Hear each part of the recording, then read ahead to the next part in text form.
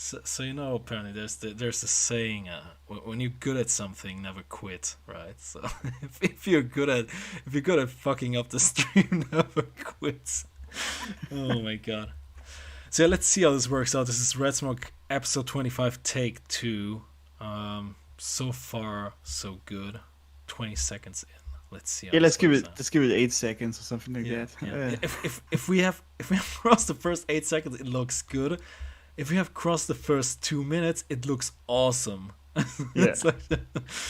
Oh my god. Yeah, so the last stream just got taken down as soon as I was about to congratulate Alex to his success with his very own YouTube channel. In case you're watching Red Smoke and you're not aware that Alex has an own YouTube channel, what the hell are you doing, man? Get in there, like, sub to him. Come on, Alex. How does it feel to have like 1,000 subs, man? Yeah, it's great, but also weird.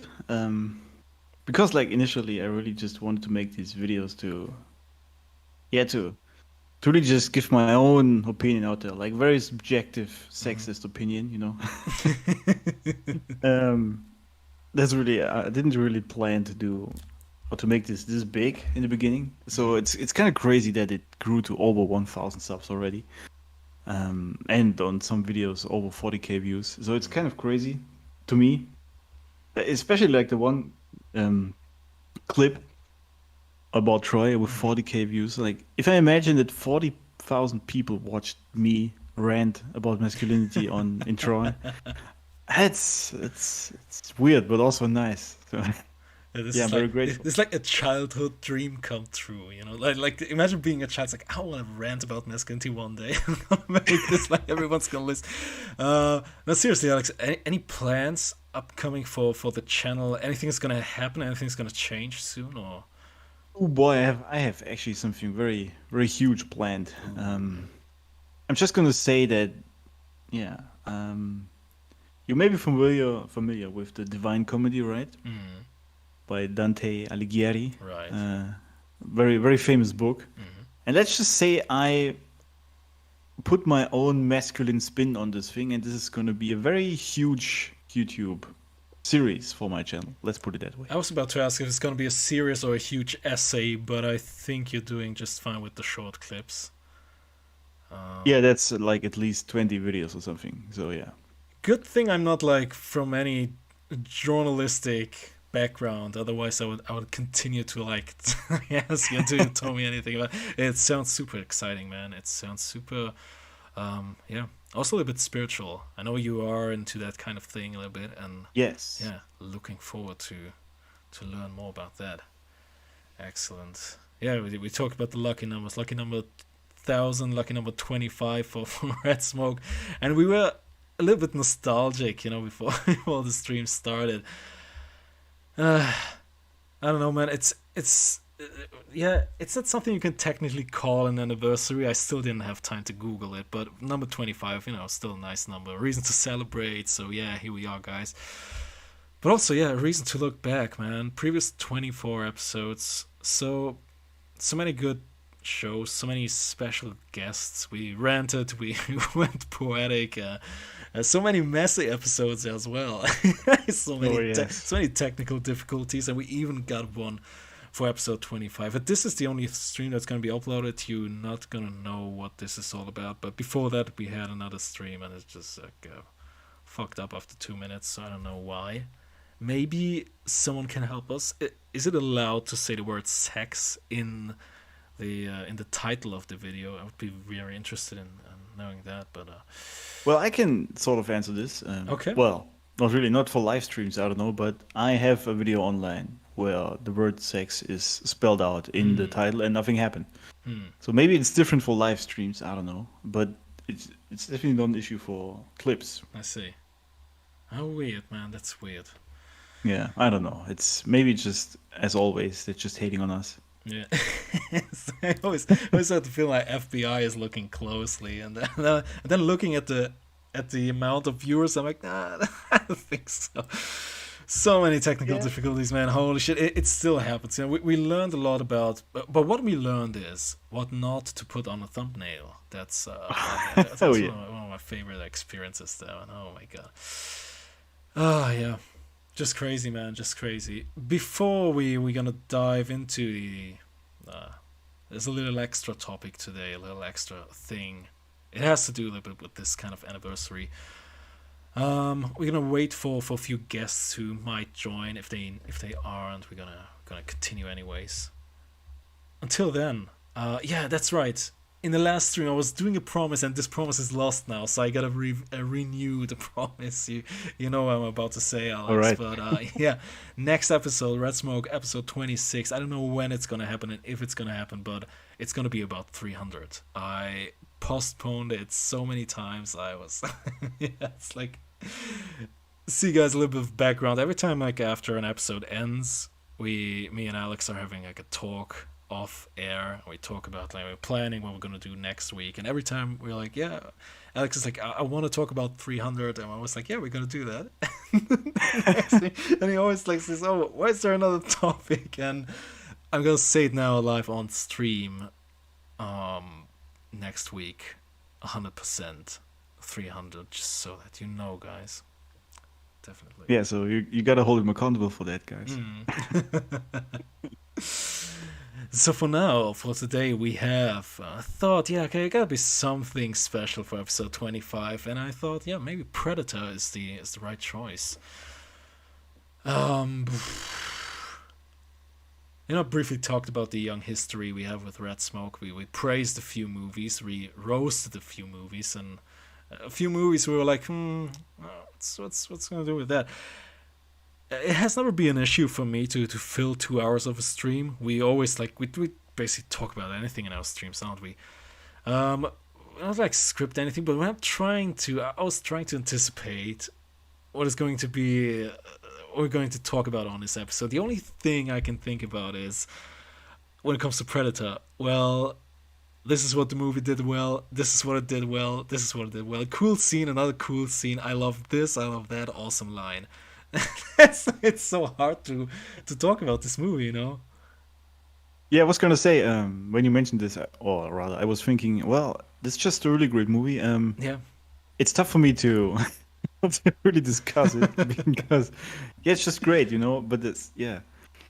Yeah, we talked about, like, I don't know, it was before the stream, about, like, the roasting episodes we did like crazy shit, Twilight and all this stuff, you know. But there's actually, like, 2 hours is not enough to roast this movie. But when it comes to Predator, yeah, it's absolutely gonna be a 2 hour praise. No question about that. It's what's like your earliest memory of Predator? Have you watched it as a kid, as a young adult? Have you seen it like on TV, or did you stream it or anything? Right. So the funniest thing, actually, the first Predator movie I actually saw was Aliens vs. Predator 2. Oh, my heart, man. Yes. Jeez, man. So did you like it? Did you like it? Genuine question here. Well, I think I was 16 maybe at that time. Now talking about AVP2, and well, yeah, I mean it was kind of okay, I guess. But it's introduced me to the whole Predator thing, right? And then I watched Predator later. I can't remember when it was exactly, to be honest.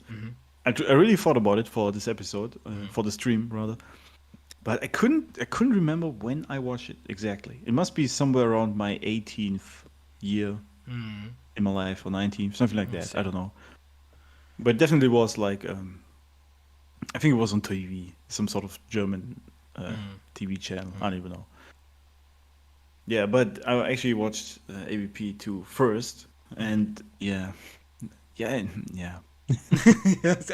I think it just said everything that is to be said about this. Yeah. So talk about Alien versus Predator. I'm like, yeah. That's exactly. It's like meh. Yeah. So how did you feel about the original Predator when you first saw it? Did you fall in love? Were you blown away? Were like, oh, what is this movie? Like, what was your initial reaction? Can you remember? You said you were 18. Yeah, blown away. That was a great metaphor there. No pun intended. Yes. No, it was actually at first. Yeah, it was 18. I think something like that. I don't even know. At first, obviously, it was very action loaded, masculine testosterone movie, right? Right. So it was really up my sleeve. Although I gotta admit, at that point, I wasn't the man I am today. So Hmm. if I were to watch it these days for the first time, I would probably think way different, as in way more positive Hmm. from it. Not to say that I thought bad of it back in the days, but obviously being a kind of a weakling, simping guy back then, it was a bit too harsh, you know. Yeah, I gotta be honest, man. I wouldn't consider myself like and again, and I don't want to do like any cheap jokes, but I'm still not considering myself a sexual tyrannosaurus or anything. Of course, I'm different than like, let's say 10 years ago. But I watched this movie today. I still feel like a fucking beta simp, whatever you want to call it. When I watch this movie, like, oh my god, I it's get your point, man. yeah, it's Totally. like it's still, of course it has like those corny one-liners and all this stuff, but it's still genuine testosterone masculinity. Like, really, really, you're sucked into it, and you're just like, wow, this is so different than the world outside. Oh It's yes, it's it's, absolutely. it's a And it's not complete because different. it's Yeah, yeah, yeah, yeah. You go. yeah, and it's not because it's in the jungle and with aliens or Mm, one alien rather. mm, It's really just because yeah, it's just complete, full blown rational masculinity without mm. thinking about too much, just action. You know, just taking action, Right. doing things, going forward. Not second guessing or overthinking all this kind of bullshit. So yeah, that's just completely different, especially these days to society. And that I guess that's also why it's even if you watch it these days, it's so refreshing Mm. to watch, in my opinion. Yeah, DVD. Although the trailer was quite funny to watch. If you yeah, if you these days if you watch a trailer from 1987, that's Oh, was especially the explosion sounds. That's oh just my great. god. Is there? I don't know if the late '80s were the time when we had the off voice for the trailers. When it says stuff like, 6 men in the jungle and Yes. one like creature lurking around. I don't know if that was it. I think the '90s were the time when every fucking trailer was the same. But It wasn't like in a world where yeah. bad things happen. Oh, I don't even know. Dude, where's this guy? Where's this fucking Yeah. person? Like, if I ever bring a movie out, I'm gonna find this guy. He's gonna talk in my trailer. I don't give a fuck. I'm not gonna go with those fucking Inception horns like every Yeah, 5 6 of like. course. Brrr. No, I'm not gonna do this, man. I'm gonna get the trailer guy. Gonna make the trailer guy great again. I think he worked for it. I think he worked for what's it called? That other comedy channel on YouTube.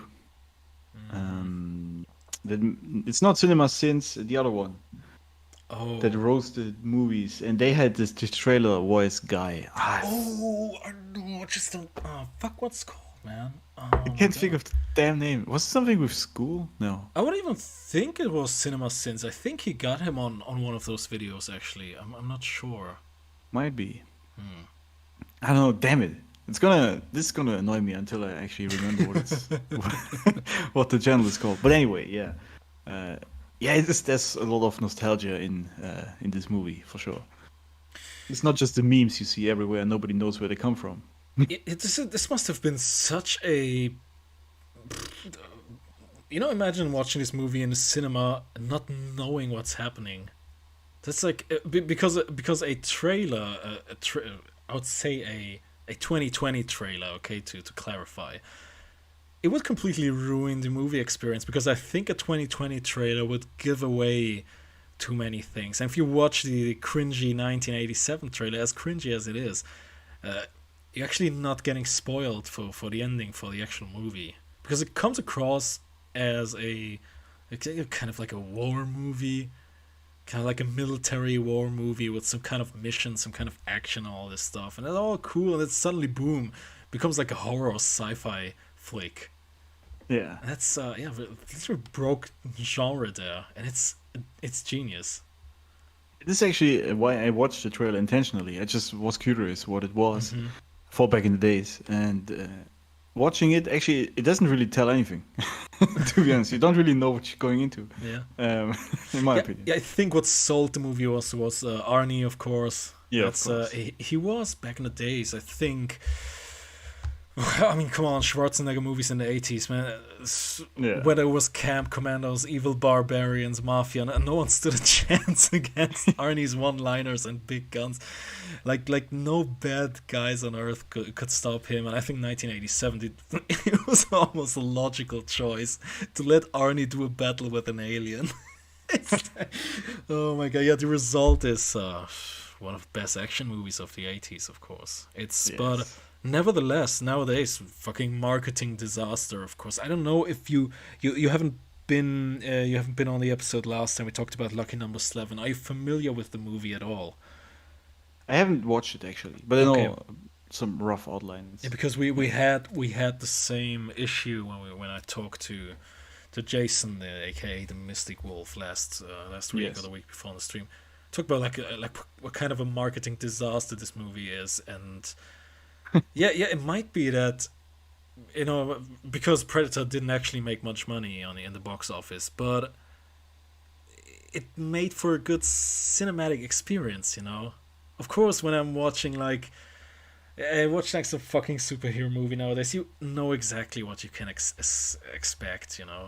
But a movie like that, like a movie like Predator in 2021 coming out, like oof, no, they would never have this much trust. And I think that's a beautiful thing about Predator. They it was made by Fox, and they gave the director John McTiernan so much trust to do this stuff. It's really not gonna do this again in 2021, man. It's interesting. Interesting you mentioned this because I've heard this many times now that I think also from you, actually, that when there were movies like this where we really liked them, Mm-hmm. and the director was just given trust to do it, Mm-hmm. regardless of anything, it worked out fantastically. Right. And then these days you have directors who can't really do their creative Mm-hmm. arts as they like because there is a lot of wokeism in there they need to take care of and a Mm-hmm. lot of dealing with the studio and all of this, so they really need to cut out a lot of things, and then you get these mediocre washed out movies these days. So yeah, this is where I think more directors should be given more of a free hand, so to speak, Mm-hmm. to do what they feel in their creative Mm-hmm. essence, so to speak. And then we would have much better movies actually. And it's also funny because you mentioned earlier the trailers. Yeah, I mean even the trailers these days they give away half the movie, and you don't even need to watch it, especially like in horror movies. You just know what's gonna happen. I was like, actually, the Um, jump scares are in the trailer. I'm like, what's the yes, exactly. point of that, man? Yes, Uh, it's just stupid. But yeah, that's just the thing these days because it's not so much about the movie for the studios, it's right. about getting people into the movie. Like once you pay for it and you sit in there, it's fine, you're done. They don't really care about the movie experience that much. Yeah, I gotta say, without Arnie, I don't think this movie would have worked. Of course, Yeah, right. it is still a movie that works from a writing standpoint, from a technical standpoint, cinematography. But like, no one would have watched this movie if there wasn't like this magnet in there, and the magnet is Arnie. And yeah, I mean, Arnold Schwarzenegger, I still remember that speech. I don't know if you know about it. There's some 30 million view YouTube clip about him giving a speech on some, I don't even know where it was, some school, whatever. And it basically revolves around the idea that he doesn't have plan B. He only has plan A, always. And you can imagine him with his cool accent, saying that he doesn't like plan B. And it was just so funny to watch. And it's just so good because this man, I don't even know. He's an icon. What he has done in one lifetime, other people would need 4 or 5 lifetimes cool, to do that, cool. which is just crazy. It's just, I Mhm. don't know. I don't even know how to describe this man. Yeah, I was about to say everyone's gonna come up now with their own Schwarzenegger impression. I was actually practicing, man, but dude, I didn't. dude, forget it. I I'm the host of this podcast. So it's like, okay, I'm gonna practice it, for the sake of entertainment. Then I was recording and listening to it, and Jesus fucking Christ, no one's ever gonna. I suck at this. I need to practice more, man. It's which reminds me, when I was watching this movie for the first time, I committed the ultimate cardinal sin. I actually watched the German dub. I think I didn't watch it. I didn't watch it on TV, but I streamed it like somewhere. And I think that's the thing people don't know. Arnold Schwarzenegger is actually dubbed by another person in Germany, right? What? Why? Like that's so. He has like, people say stuff like lost in translation and stuff, but I think that's the issue of lost in accent. It's like there's gonna be some kind of there's some kind of person who actually does the German voice for him, and not growing up with the original Arnold Schwarzenegger voice. Oh man, I missed a few things, man. So my first experience with Predator was the German dub, and my God, the English dub is so much more better. Oh shit! Yeah, of course. I mean, yeah, it's still, of course, it's still the same movie, but for example, all those like one-liners we have, I gotta say, if you translate shit like knock knock in German, it's just not cool. I'm not gonna say what it sounds like because it's cringy. It's just not cool. It isn't. Trust me on that one, guys. It's yeah. Yeah, I mean, personally, I don't even think that German has cool one-liners at all, except maybe for Aufmachen Gestapo. I don't know, maybe that. My God, this would be such a nice transition to Hitler right now, but I'm not gonna do it. I'm not gonna do it. That's too easy for me, man. I'm not gonna do it. I was thinking about that. Oh my God. But anyway, no, but it's quite interesting because you would think, why would he need a person to dub him? I mean, he can just do the German voice himself. Isn't this like the language he like grew up with? Kind of. I don't know. A little bit confused. Maybe he's like, okay, Arnold Schwarzenegger was at his, like we said, at the peak of his career in the 80s. I think his actual peak was in 1991 when he was in Terminator 2. I think that was like his best shit ever. I think going to Germany, sitting in a studio and dubbing stuff, I think this was below him back in the days. Yeah, probably. He wouldn't do that. I don't see he wouldn't do that. It's he actually also got a lot of. There's stories revolving around the set, everything, stuff that happened on set on Predator, and yeah. Oh, really? Arnold Schwarzenegger. Tell me. Arnold Schwarzenegger was and is still very influential when it comes to movies. When he's on set, there are situations where he can come up to the director and say, "No, we're gonna do this. We're gonna do this way." So kind of like what we hear about Tom Cruise. It's like not even a secret. Many people know this. Yeah. Yeah, but I think it's a bit different because Tom Cruise is like the kind of diva guy, Mm-hmm. And you don't want to see him throw a hissy fit. But when Arnold Schwarzenegger comes towards you, Mr. Universe, you just all right, okay, we're gonna do it. Whatever you say, Mr. Schwarzenegger, it's fine. I guess that's a different approach. Yeah, I'm not gonna argue with him. It's they were doing this video. This movie in Mexico, because it takes place in the jungle, and from what I know, they were in Mexico, were living in some kind of hotel, and apparently the whole cast was suffering from diarrhea and all kinds of diseases because and the only person who didn't got any like health issues was actually Arnold Schwarzenegger and the director. It's like I'm not even surprised to hear that. Yeah, of course. Oh my God, it's just so much interesting trivia. Everybody who's interested more in that, just go to IMDb. There's like this trivia section. There's so many interesting things happened on set. Tell me a bunch of things. I'm very curious about this. I think at some point we're probably gonna have Chuck Norris jokes also for Arnold Schwarzenegger. This one would be especially one with the with the illnesses. But just on one condition, let's don't do them in German because oh my god, Yes. like it's the most cringiest thing to do Chuck Norris jokes in German. It's really it doesn't work.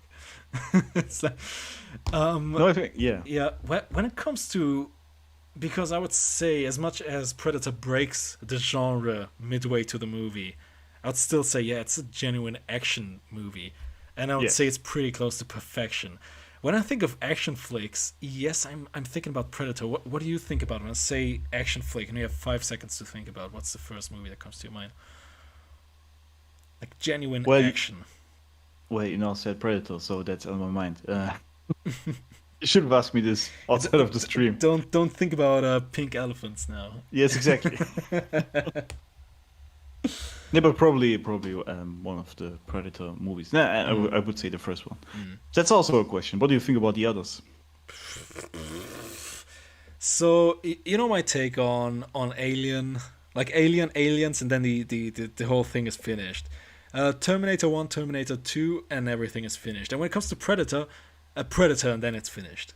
Yeah, There's like couldn't say that. Yeah, it's yeah. I just heard from most recent remake that there's been like a Predator movie in 2017 or 2018.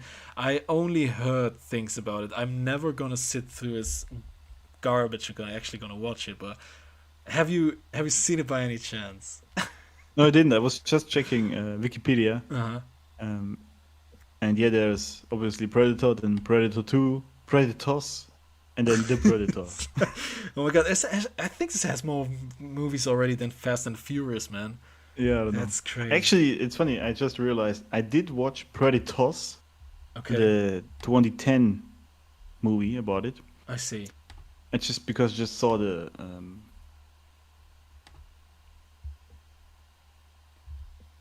and then made me realize that I watched this shitty ass movie. Yeah, that was bad. That was really bad. I remember that one. This was just very boring. Absolutely. Puppy, welcome to the stream. Greetings. Hello, gentlemen. Hello. Alexander, David, you sons of bitches. How you doing? I was just about telling Alex that you know this whole line that you just said and every other line, it was actually lost in translation because I used to grow up with Predator in the German dub. Don't judge me, man. Oh, that's right. Well, I mean, you're German, so it's like you didn't watch it the way I watched it.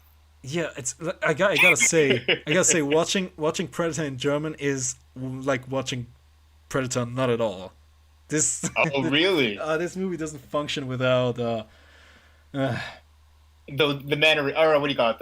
The expressions and such. Yeah, that makes sense. see So what? see Arnold Schwarzenegger German accent doesn't make sense when you watch it in German because it's, you know, it only makes sense if he talks in this weird German Austrian accent when he talks actually in English, you know. I never thought about that, but that's interesting. Okay.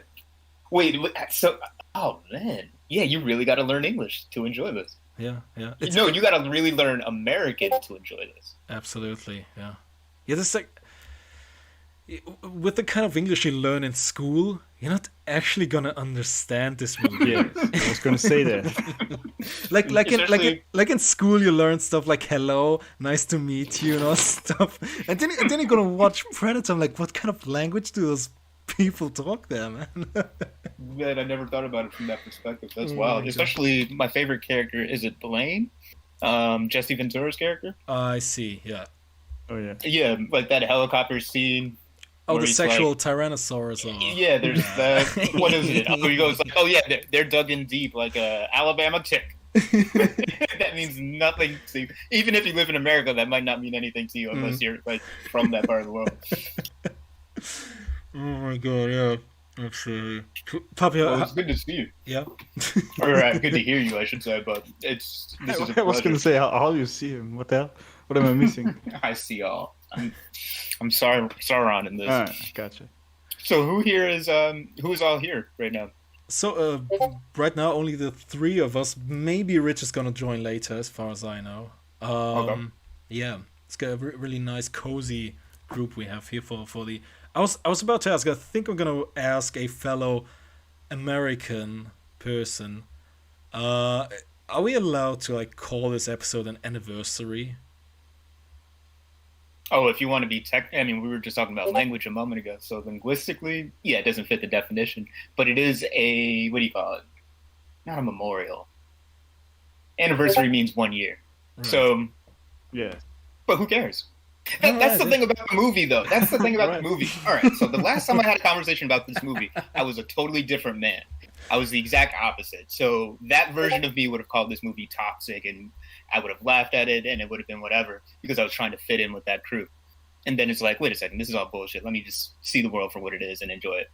So first of all, welcome to 25 years of Red Smoke, guys. And secondly, Alex, do me a favor and repeat what you just said to me on air, because you were watching it also at, I think, 17 or 18, something like that.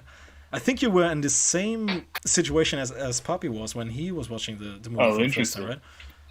Yes, exactly. I was just feeling very home with what you said there, because when I watched it at about 18 years, I don't even know, I was the weakling, the simping guy, and I thought this is just a very, stupidly overdone masculine movie. At first glance, I should say. You guys, you guys would get along back in the days, man. You like, yeah, absolutely. The two feminists, Alex and Poppy, just conquering the world. We could have talked shit about Chad getting all the girls because he's such a jerk. Oh god. Ah, Jesus. So yeah, Poppy, what has changed? When has been the last time you were watching this movie? You said you watched it I assume as a teenager back in the days. What's your most recent impression about this movie? My most recent. So let me be absolutely clear. The first time I saw it, I loved it, and then I went to college, and then college teaches you to hate the things that you love. And that's what I was referring to. It's like the last time I had a conversation about this movie was probably 10 years ago. I was working in the film industry with, I don't know if you guys have... Oh, yeah, we've talked about Patrick Willems before. So I was working with him, and that mindset of filmmaking they appreciated the movie, but more so as a joke than genuinely respecting, like, hey, this is just like a celebration of everything that I loved about the 70s, as well as a celebration of just masculinity in the way that we're talking about it here. And that's why I brought it up a moment ago, because it's like, who cares if anniversary is the right word or not? We're just going to do what we want to do. We're going to have fun, and people are going to have fun with us because we're having fun. So we're just sharing this great energy all around us. You already bring you already bring style over substance to the stream. You're not even 5 minutes into it, man. Jeez, but that, man. so you see, it's me through and through. But at the end of the day, it's like, that's the best part about being a man. It's like, just do what you want. And for the most part, none of us are really going to hurt anybody. We're actually just making the world a better place. Let's see. With the stories that we tell.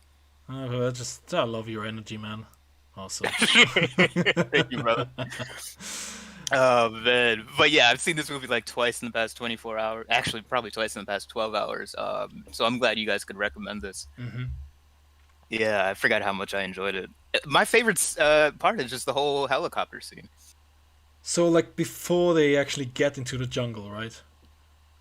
Yeah, because, I mean, all of that is everything. We enjoy it for different reasons, but it's like, at this point, when I think that was the question you asked, like, how do I see it now? I see it now as a writer. So when I'm watching it, I'm like, wow, this is just a fantastic script. And I'm always telling people my favorite movies are like 90 minutes long. And they're so lean and muscular that they tell everything that they need to tell. Nothing is wasted. And that helicopter scene is definitely a great moment where you're learning about each of these characters. You know, who's cool, who's badass, who's geeky.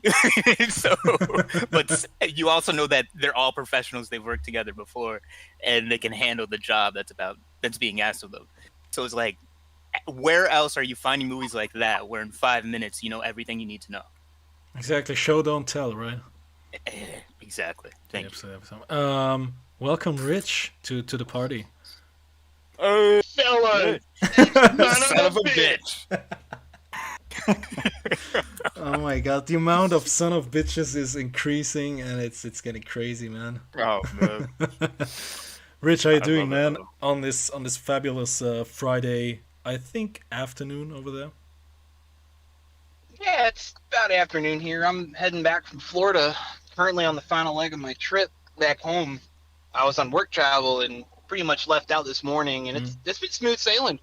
So, are you on the road Nice. right now, or in a hotel? Or I am on the road right now. Jesus, man, guys, this is commitment, man. So, Oh yeah, we love y'all. Of course we're gonna be here.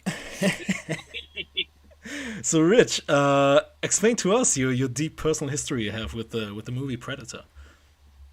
Man, that is one of the staples of 80s classics I grew up around. Just the immense thrill and the sheer power of fighting against a creature that just beats you in every single way possible, and yet Arnie still found a way to overcome it. It's not that the encapsulation of human spirit there or what? Absolutely.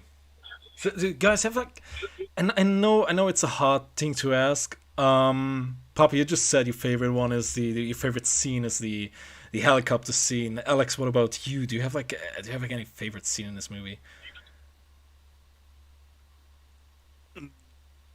It might just really be, actually the same. I would say the same, the helicopter scene, but also obviously it's not really a scene. It's just this one moment. I'm just waiting. I'm just waiting for Poppy to explode. It's like, this is a scene. You know? Oh, for me, you know what it is? You know what? This would be where I become a little bit German.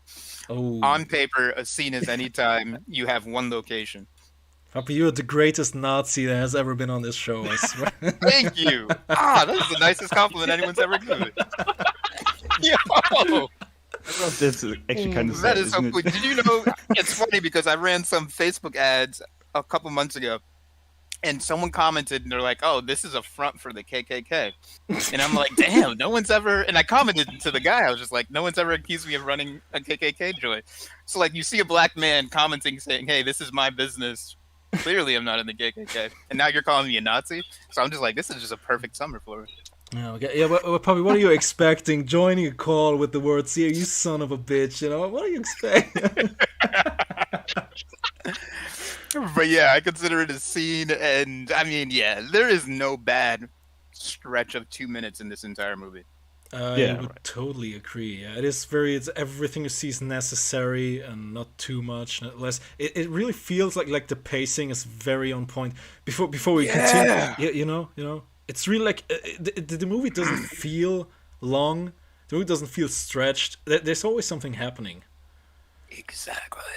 I want more movies like that. Like I said, all movies would be better if they were only 90 minutes long. I would like to debate you on that, but yeah. That's No, a tough Titanic one, would have been man. fantastic if it was 90 minutes. Titanic would have been great if it was 90 minutes long. And then what else? Wait, What else? Titanic. Exactly, Titanic because it great. was 3 hours long. You forgot some of the movie. That's my point. Right, that's over 3 hours long. This goddamn movie. I forgot about that. Well, but yeah. Yeah. Anyway, Rich, what about you? What's like your? Do you have a favorite scene from the movie? Anything that when I say Predator, what's the first thing that comes to your mind?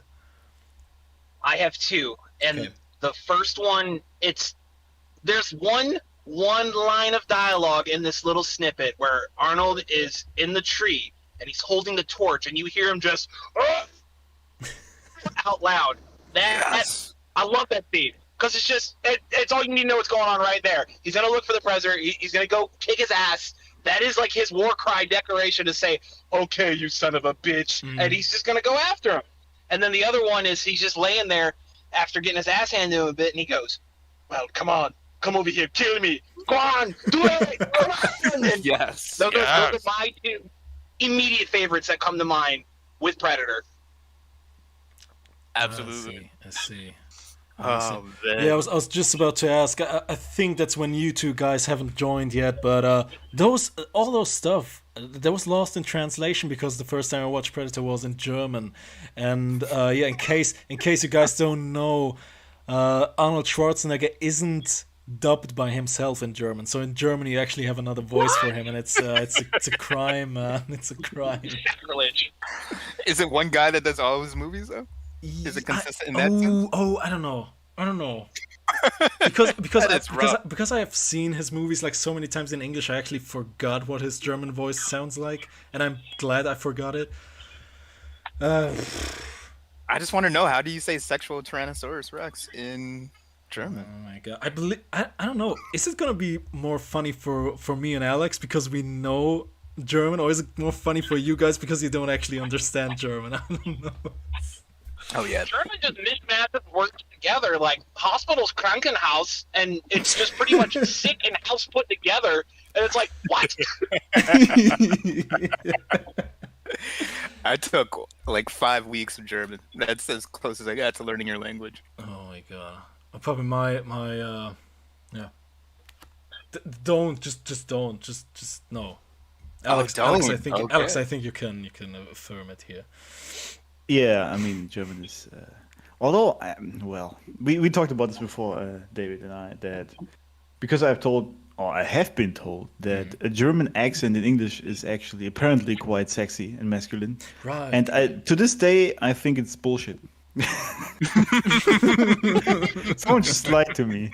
That's just not true. I like it. I just like accents, period.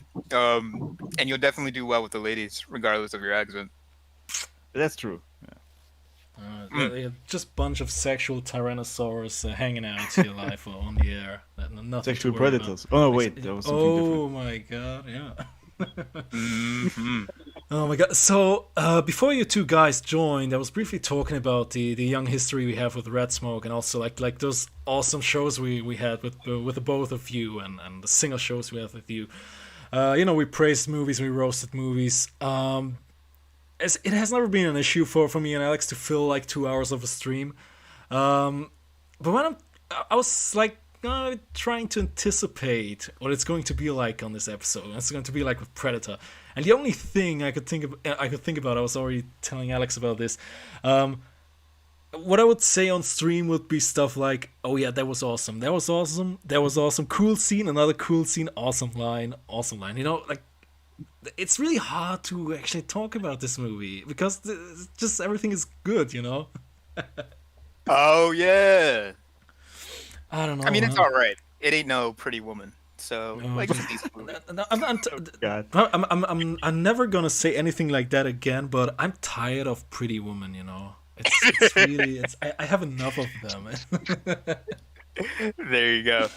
But let me see. What was like this? Oh yeah. So Rich said something beautiful, which is the movie is just about that human spirit and like conquering things that seem insurmountable, and that's why I love that. Like he lives at the end, because I don't think in the successive movies a lot of people survive, if any. I don't know. I forget how they play out. I don't really care about the sequels. But that said, that's why we love that moment where he's just screaming at the predators like, "Yo, come get me, I'm right here." And we also love that moment where he's like, "Come on," and then we know how critical that moment is, because it's like, "Hey, I need to kill you, help me kill you," and he's just defying the plan. But all those moments are earned because of all the heavy lifting of those earlier scenes, where we genuinely care about these characters. We want them to see it to the end, and we know that the threat is bigger than they are, that they should like change their game plan so they can all make it out alive. So when you see so many people dying, it's like this fatigue. Not that you feel genuinely depressed, but you are like deflated a bit, because it's like, we know it's going to be a happy ending, at least we hope so. But we feel a bit defeated. This is the last man standing. All of this rides on Arnold. Is he going to make it? So even if you've seen this more than once, there's always that part of you like, I am actually immersed in this story as if I'm seeing it for the first time. And again, it's just like it's a tribute to the writer and the director and the whole team behind it, because they really build up to that moment, to those critical moments where it's like, man, I'm actually concerned. Very, very beautifully put. I'm gonna elaborate a bit more on that, because that's actually what I was trying to get into the meat of the stream. Predator is like, you know, when I think 1980s most adrenaline pumping, action packed, violent mainstream film of the decade, I'm thinking Predator, yeah. Like, we have non-stop action, loud, messy violence, muscles, sweat, big guns, and like this fucking alien killing machine. How could this possibly go wrong? Would be my first thought, but no. I think there's a little bit more to it than that, you know? That's a little bit the question. What makes this John McTiernan movie so great? I'm talking also Die Hard and Hunt for Red October and The 13th Warrior. We all know this movie, I believe. What makes this movie so great? Because it's a very simple plot, and actually there are a lot of things that could have been handled in a wrong way, but they did, even that's like subjectively speaking, but they did everything right in my opinion. What was it? What's the secret of this movie, man? Well, with go for it, following Rich. Yeah, we go action, from left to right. Yeah. all right, so with action, because I was actually kind of dipping more in the action genre as a whole today myself while I was on the road, and it may seem simplistic from an outer view perspective, but there are a lot of nuances within action movies that are either going to make or break developing and depending on how they narrate forward.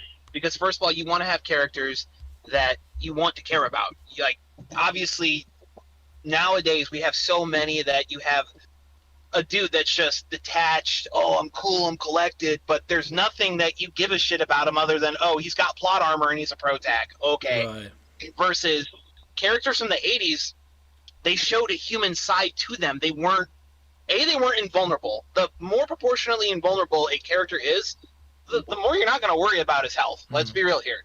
A lot of those like classics like Die Hard, John McClane got his ass whooped while trying to take on Hans Gruber at Nakatomi Plaza. That was a whole ordeal for him. He was having to go about it smartly. Rambo, the same thing. Yeah, he fucks people up, but he's human, and he shows the human side of the suffering of the odds he's up against. Especially, I want to say it's in 3 where he gets hit with the arrow, has to yank it out and gunpowder it to cauterize it. That shit hurt.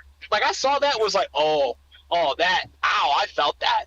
Right. But all those are connected by a protagonist that want to overcome the odds and the challenges and perils they are faced with, and they're relatable. They're not inhuman. Their humanity is what makes them relatable, and the story's believable enough to where, yes, you have like big gunfights and explosions, but that's not out of the realm of possibility for an action movie. And there, you notice there's less stylized violence than there is now, to where like you have choreographed like insane martial arts scenes within action movies, which isn't bad. It can be done right, but it just seems like there's a total reliance on that, where it goes into the style or substance, to where back in the day with all these staples was more substance than style, and if at the very least both blended nicely together. I actually agree, because when I think of the violence in this movie, it isn't gory, but it's not too gory. You know, it's it shows it has an impact on us, but it's not like a movie, for example, Saw, when it's like, oh, it's like this overly gory shit. You know, like, oh, actually disgusted. It feels real. Yeah, of course, it's an alien attacking us, but given the context of this movie, it actually feels real. Well, part of it is that the movie exists in our mind more than it does on the screen. Because if you rewatch it, there isn't a lot of on-screen violence. So me and my sister, we went out, we saw a movie yesterday. What did we see? Suicide Squad. And the violence is actually shown on screen. So you're seeing people being decapitated, you're seeing blood squirt out, you're seeing gunshot wounds, you're seeing people being ripped apart. In this movie, if you pay attention, you'll see like a punch being delivered, and then you'll see the aftermath, but you're not actually seeing the hit, the contact, the blow. And that might have been, what do you call it, the regulations back in the day versus today. I wonder. It's still rated what the rating R, was. but yeah, it's still rated But yeah, R. I mean, it's different in 2021 than it did back then. So, which is, it is what it is, right? But what I mean to say is that there's that one scene. I mean, there's many of them, but I'm trying to remember who is being killed. Like even the boar scene. That's another example, right? So we think it's the predator. We're actually relieved. It's like, oh, he's gonna get him. He's gonna get him. And then we find out that, because we never actually see the creature, until the end of the fighting is done, the stabs are done, and it's like, oh, it's just a boar. Yeah, it's quite So- it's quite intelligent and thrilling, you know, not revealing the actual antagonist fully until the very end. No, I think absolutely. it's part of the reason why this film works, and I talked with Alex already about the unnecessary sequels. That's why I believe the sequels doesn't work, because we already know anything about the Predator. There's like no suspense, no mystery surrounding the antagonist of this movie, and they did this very intelligently in the first Predator. Absolutely. And I just want to hit that one point because that's true, as well as the idea that the violence exists in our minds. It's scary because we imagine it to be bigger than it is, because on screen they're only showing minute details. They're leaving the rest to our imagination. And I'm always telling guys this when it comes to texting. It's like, there's nothing that you can say that is better than her imagination. So say as little as possible. And it's the same with filmmaking. Say as little as possible, because give the audience respect in thinking that they can imagine what you could never really put on screen, and trust them to make this bigger than you actually intended it to be. So it's just it's a powerful technique that we don't really give credit to anymore. You know, say stuff like show don't tell. It's like show but don't show. Yeah, exactly. Show, don't show. So silence is a powerful tool. Omission is a powerful tool. Alex, I hope I didn't interrupt you. You were about to say something. It's all fine. I was just going to add to this, or pretty much agree totally that this is really a thing that's completely missing these days, in my opinion. Not just the respect towards the audience, which obviously is completely lacking if you look at all the Star Wars movies, but just that people, or that they, I should say, trust in the imagination of the people watching these movies, that they can and should think a little bit themselves. This is also what makes a book great, right? Because it's really just text, and your imagination is what makes it visual images. Thank you. Yeah. Yeah, so movies are really lacking this these days, in my opinion, or most movies, I should say. Yeah. And the word I was going to use was professionals. I think everybody on this cast and crew is a professional. They weren't concerned about image. They were concerned about how do we communicate this? How do we tell this story in a way that makes it feel real, but also fun? So, for instance, in order to achieve that, I think the simplest thing you can do is to make everything count. What you think is a throwaway detail is actually something that someone spent more than 5 minutes thinking about. To the point where, think about this, the gun choices and how they reflect the men that are carrying them, because they all have different gun selections. Yeah. So you got Jesse Ventura with the minigun, which is not a real gun the way that he's using it. That's usually supposed to be strapped to a helicopter, but they rigged it in such a way that he could carry it. So already you have the most bombastic character with the biggest badass gun that you would want to have, but you know it's not practical.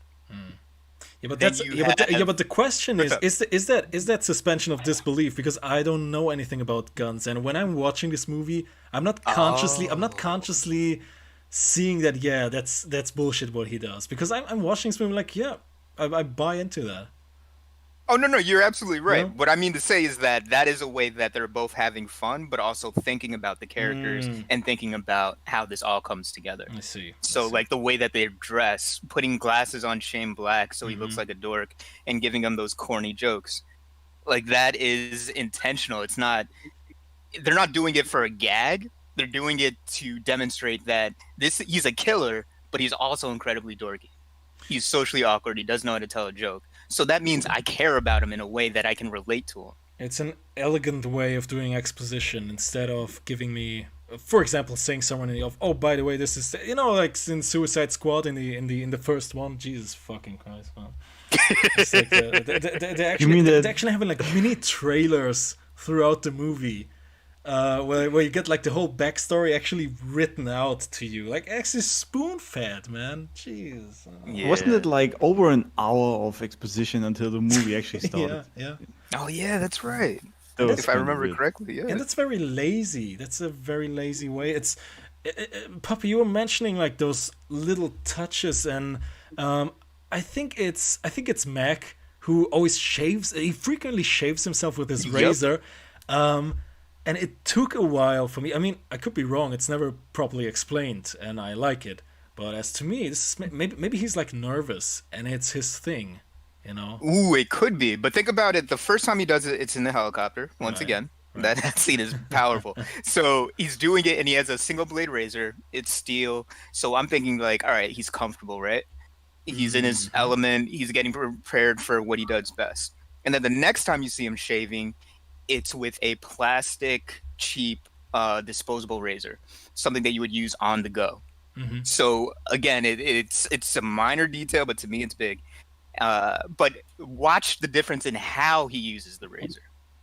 I don't know if this is intentional or me forcing something, but he's comfortable doing it in the first scene, and in the second scene where he uses it, you have to remember that he's stressed out. He's incredibly tense.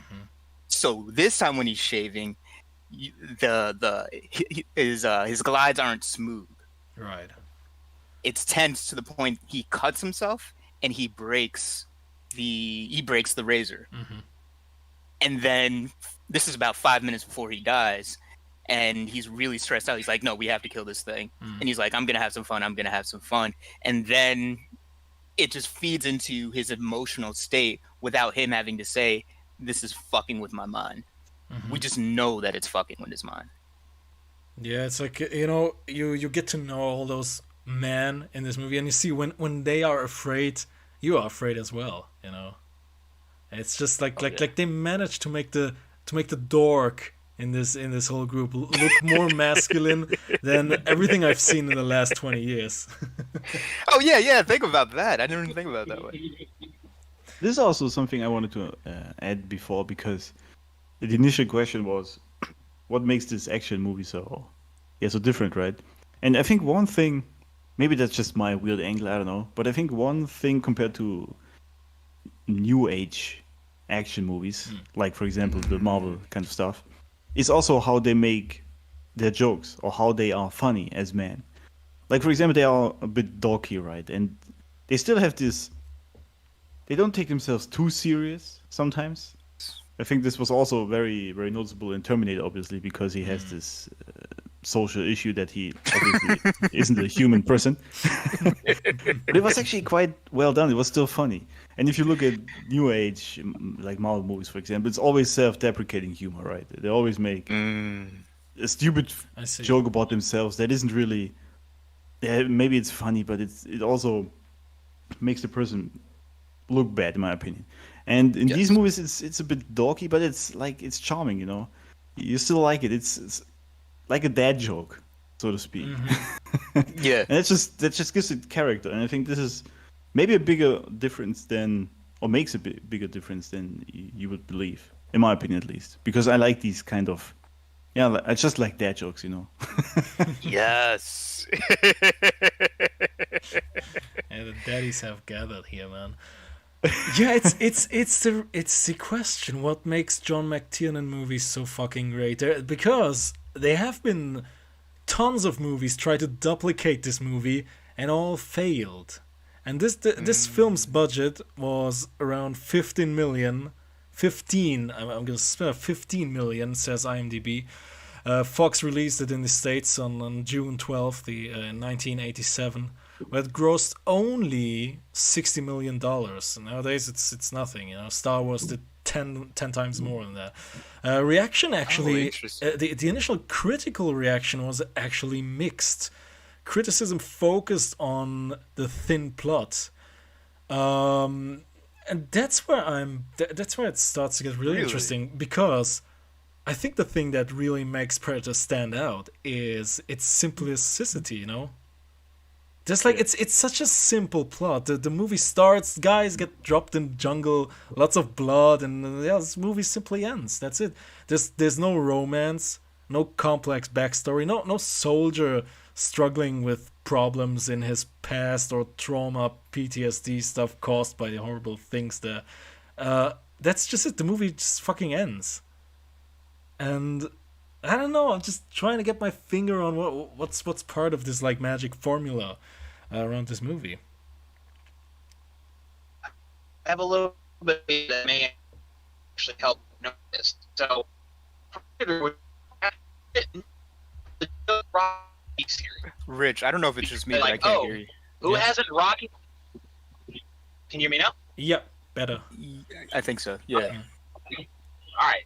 So a little bit of trivia I found out. Predator was written as a joke initially to the Rocky series. Yeah. The one thing it he was- hasn't fought They is were ET. talking. Exactly. Yeah, they said he's beaten everybody on Earth except aliens. So they were like, it'd be funny if we threw someone up against an alien. And initially it was supposed to be a comedy, but then the writers just really went gung ho with it and made Predator. And it ended up being better than they expected. And they were like, we didn't expect this joke to become a whole movie, but here we are. Thanks for You reminding pretty us. much have the Rocky formula in the form of a Predator movie. Yeah, yeah. Now, I forgot about that for a minute. I'm glad you brought that up. I don't know. I can't really pinpoint exactly. I mean, that detail definitely fits. I don't know. Maybe to me it seems so easy to do something like a Predator, but maybe I'm wrong. I think a lot of people miss the mark because they're not. I just don't think they care. That's my thing. I don't think they care about the audience. I don't think they care about the story.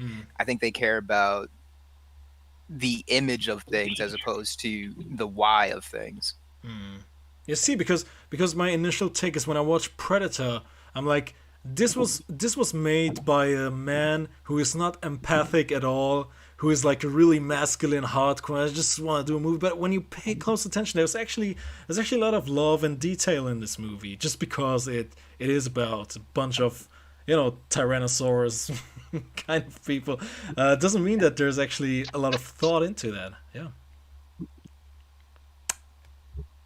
Difficult to put my finger on that, definitely. It's a movie that cures cancer. That's all I'm gonna say. It's a perfect movie, and maybe we'll never figure out why it's perfect, but we all know why we love it.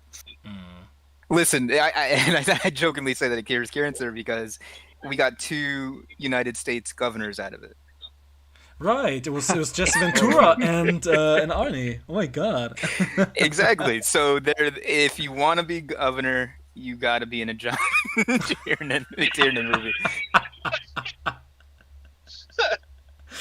Oh my god. So yeah, all the other techniques, fuck them. Just be in one of his movies. That's how wild this thing is for me. Like all the stories that shoot off of this one experience of the cast is only 9 primary characters. Yes. And I don't know. For me, simplicity is always the way. And I think people overthink things, add too many details. But maybe if you get a team of professionals who everybody is fantastic at what they do, and you put them in a room and you say, hey, this is a story we're going to tell, and then everybody does their part. Like for me, that's the real Avengers, is the people behind the scenes that tell great stories like this. Beautifully put. It is something about John McTiernan. I don't know what it is. Would you guys say Predator is your favorite from him? Because it's hard for me to say. I'm a huge fan of Die Hard. I don't know. Is Predator your favorite from him? After this conversation, I'm starting to think yes, but I haven't. The last time I saw Die Hard was probably 5 years ago. So, and I, of course, I'm still gonna love Die Hard. The question for me is, because Die Hard, he made Die Hard after he made Predator, and the question is, did he even get better? And it's hard, of course, to compare like this horror sci-fi action thing to like just random action movie, but it's hard. know. It's hard. Yeah. I got to look at his full list. I don't really care to even answer that question. And for me, I'm just going back to what Rich said when he first came, and this is a story about the human spirit. And I'll say this, that every great story that's ever been told and remembered and retold was a story about the human spirit, triumph of the human spirit. And that's why we go to movies. It's like this idea of hope that we all must have. And I say this as someone that's seen people pitch TV shows and movies. and the ones that always got greenlit were the ones that were presented as where hope was the center of the story. I'll just leave it at that. Inspirational, man. It's because when I think of Predator, that's not the first thing that comes to my mind. I was going to say that. I think of Predator, right, Alex? I think of Predator. I'm thinking because I never thought about it that way. I think like action and alien and like guns and all this stuff. I think like hope. That's not what I think when I think of Predator. It's, but I can't help. What's the first rule again? I don't talk about hope. No, wait. Do not die. So I think it's a natural thing, whether we know it as the first rule. We all want to survive, so why not be a hopeful person? Yeah. Hey Alex, I think we can merge those two rules together. It's like, do not talk about dying.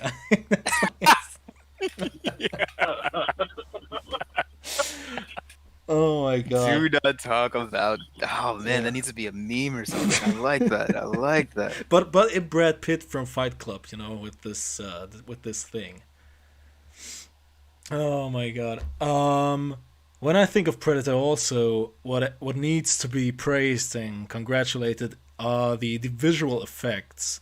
Very revolutionary for its time. It was 1987. Amazing pyrotechnics, this legendary heat vision, camouflage, and all this stuff. The way they did it, it's for someone who doesn't know anything about film. It's just simply, you cannot explain it. It's too complicated.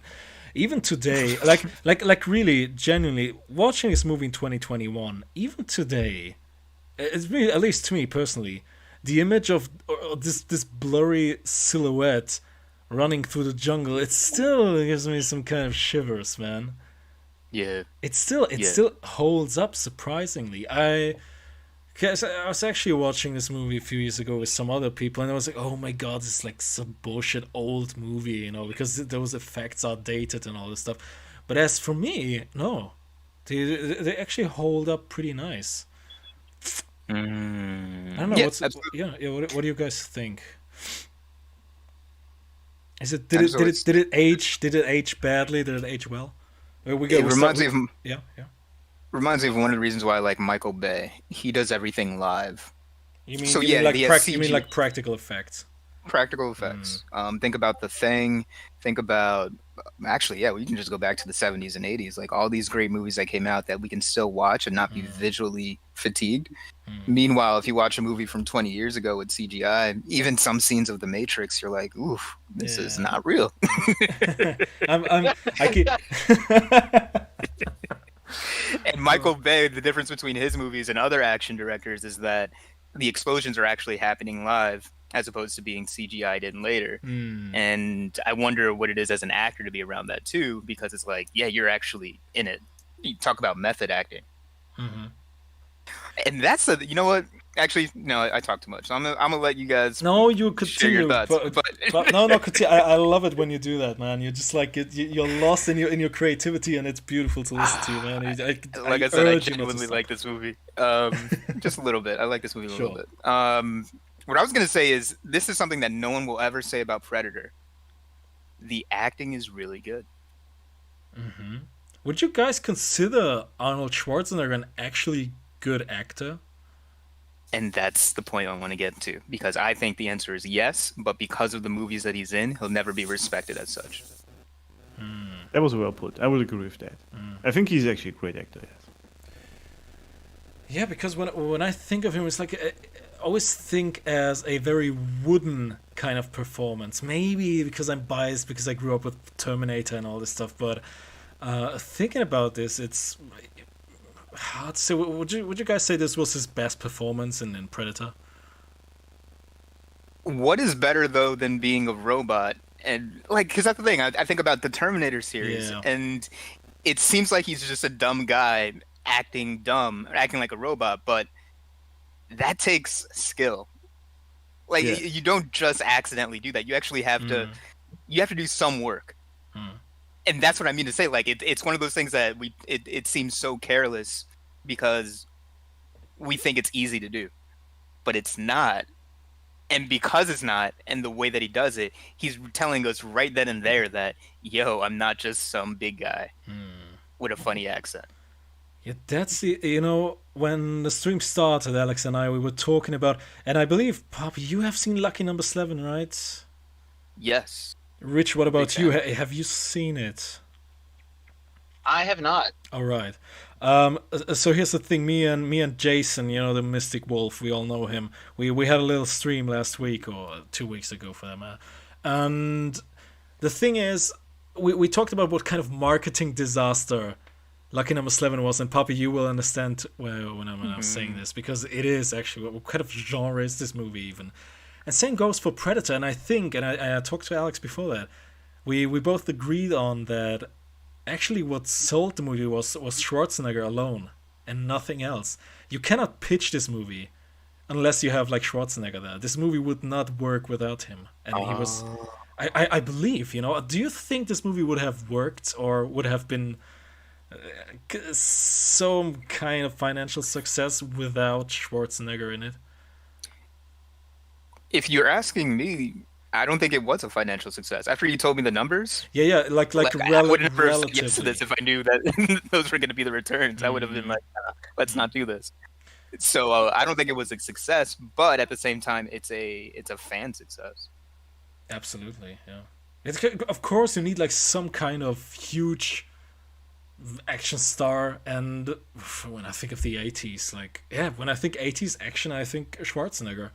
There was his and I think it peaked in Terminator 2. Yeah.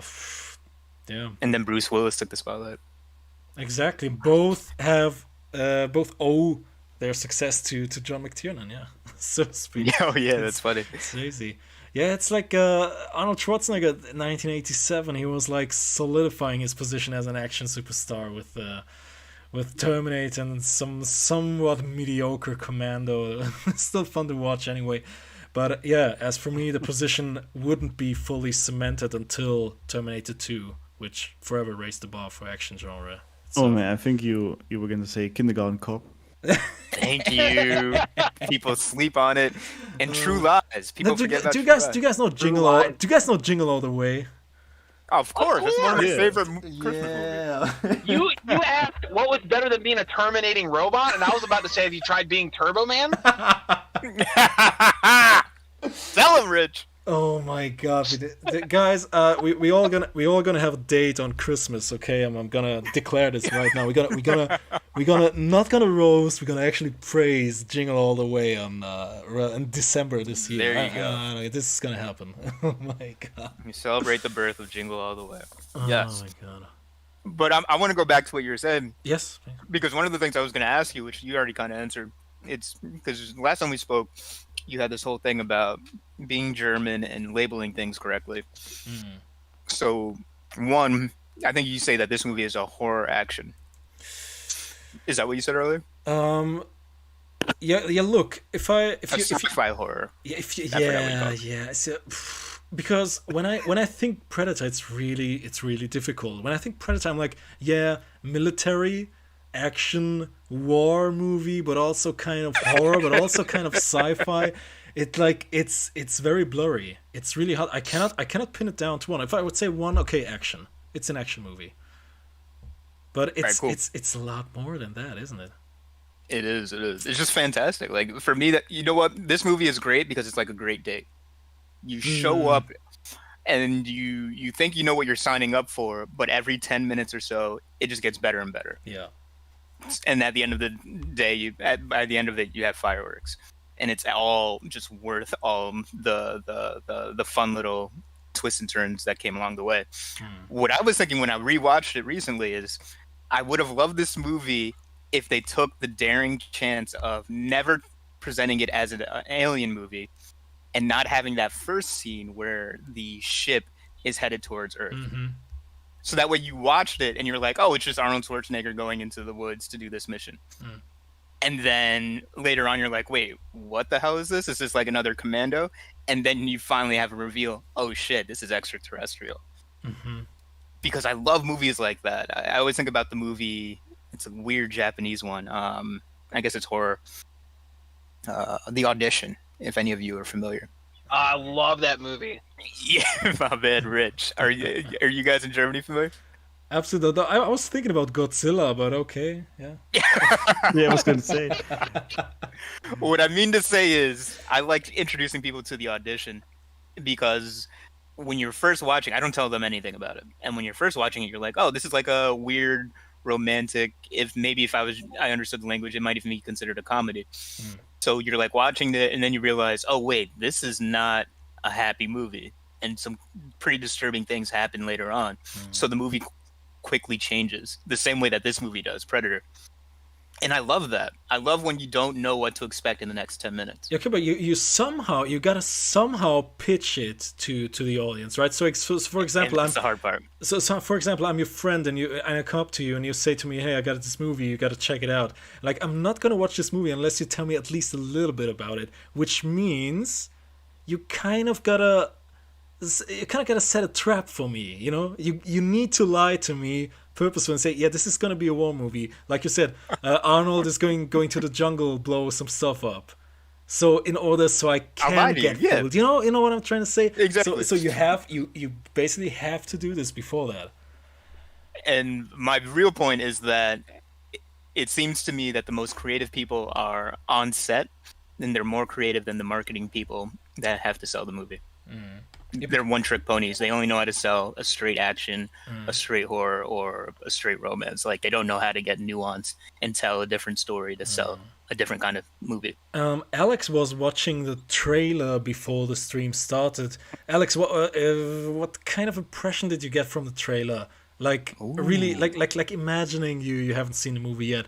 What kind of movie would you expect just after seeing this crazy, classic, cringy 80s trailer there? Yeah, that was very interesting, that trailer. I think I didn't even know back in the days what trailers really that much of a thing as they are. Obviously not as today, but yeah, it was weird.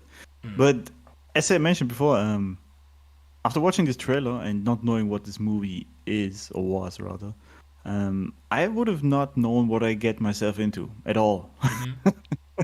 It was very, very abstract. It didn't really tell you much, even though there was some narrator guy telling you, there's some mission they have to be on, and there's something happening. And I think you even see the alien with its cloaking device once in the trailer, I think, for a short second.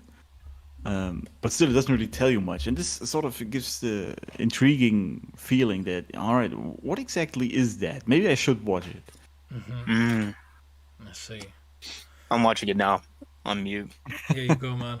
Probably it's gonna be lost, man, because you need to listen to the 80s trailer. Oh, no, I believe it. Yeah, it's probably like Arnold Schwarzenegger, Six Men in the woods. Yeah, exactly. It all goes wrong. Coming this summer. Oh my god. There's an art form to 80s trailers. They sold movies way different than the gobbledygook we get now. Yeah, Rich, what happened to trailers anyways nowadays? What happened to movies nowadays? Oh, yeah, okay. Thank you. Point for you, man. Yeah, I was going to say the trailer can only be as good as the movie, but some trailers are actually better than the movie. So, Right. Absolutely. That's so true, yeah. Yeah. Well said. Oh my god. Yeah, it's very difficult. Like if I had a friend, he hasn't seen Predator yet, and I needed to pitch it to him somehow, I would have to lie to him straight up. Yeah, just to see the reaction, just to see the subversion in on his face. It's they don't actually do movies like that anymore. Of course not. No, they don't. Nothing that John McTiernan's done has been redone. Yeah, he's the great success. He's been to jail, right? I don't hang out with him. I don't know. I was like stalking a bit on Wikipedia, and apparently he went to jail, like 5 years ago. Why though? Wait, what? I don't know what this means. All right, go on. No, I'm not trying to say anything here. I'm just saying. No, I'm fine with him going to jail. I just don't know the story. Do you know any more details? How can you be fine with him going to jail, man? Hollywood needs this man. It's not okay. Wait, is he still? Wait. When you say in jail, I figure he was there for a short stay. He's still there? What are you saying? He was like there for a year. I believe he was lying to the FBI because he was spying on someone from Hollywood, someone who was Oh, trying that's to perfect. trying Nice. to sabotage him. That's badass. That's- Because you know what? That brings up something. I don't know if this is the first movie to do it. I'm pretty sure it's not. There you go. But what I like about this is one of those movies where it's like, oh, you can't trust the CIA. So now you're telling me that in real life, he's fucking over the FBI. I'm happy to hear that. Yeah, so just so you know, he has been a very authentic person. Exactly. My man. Woo. That's why I'm like, that's clout. That's good. Yeah, He that's gets what- street cred for That's that. what I'm thinking when I'm watching when I'm watching Jingle All the Way. I'm wondering, is Arnold Schwarzenegger really like such kind of a cute dad? You know, just stuff like that. I'm like, I don't think so. Oh, that's a good question. Oh, man. Didn't he cheat on his wife? I think something like that. Well, There's Arnold Schwarzenegger of the past 7 years, and then there's Arnold Schwarzenegger that all of us grew up with. Two Yes, different right. men. Right, Yeah. that's true. yeah, we talked. I talked I'm about convinced this. they're two different Terminators. Oh, See? Exactly. We got the shitty one from the second movie. oh man. He's trying Yeah. to kill us. Yeah, He's so trying to kill us with plans. I was talking to Alex before that, and we talked briefly about Schwarzenegger, what kind of impact he had, and what kind of a person to look up to he really was, and what happened to him, anyways.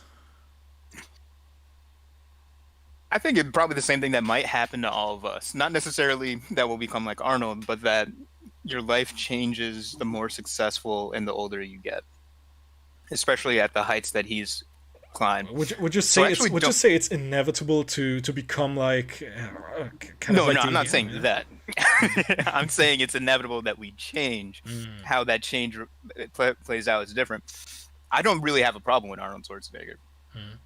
Like, he's done everything and anything that he wanted to do. I would hope that I get to that point where I could be corrupted and maybe go against all the things that I said in my youth. That means like, all right, I fucking made it. That's like a weird version of making it. Oh, that's an interesting way to look at this, man. Yeah. Yeah, Like, but I don't think. Or go for it. I totally agree with what Bill Burr said. Actually, you guys are familiar with him, right? Yes, that's what I'm getting Of at. course. Tell him. Yes, exactly. And he said that this one, I think it was really mostly where the press got crazy about him cheating on his wife with the maid or something. I don't even know.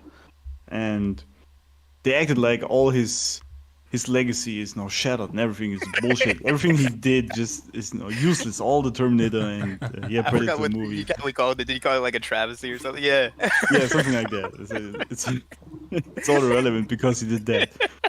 And I totally agree with what Bill Burr is getting at. It still stands. Everything he did in the past. He's still a great man through all he did. Just because of Exactly. this one thing, if you think it's good or not, doesn't really matter. It's still everything he did still stands, in my opinion. Yeah. I mean, and it's more than just one thing. For me, it's the Yes. like, the details of what is it? I think he's like gone vegan. The whole.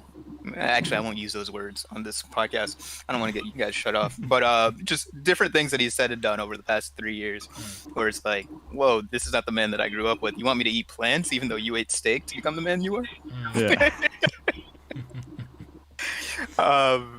Yeah. Yeah. At le- But he's had a wild life. Like, they're very. Actually, I said this on Twitter once. Andrew Tate might be the only man that resembles Arnold Schwarzenegger that I can think of, because, like Bill Burr said in that skit, what was it? He spoke one language, emigrated to another country where he didn't speak the language, became a millionaire in that country. Then he's like, you know what? I'm gonna do movies, even though no one can understand what I'm saying. Yes.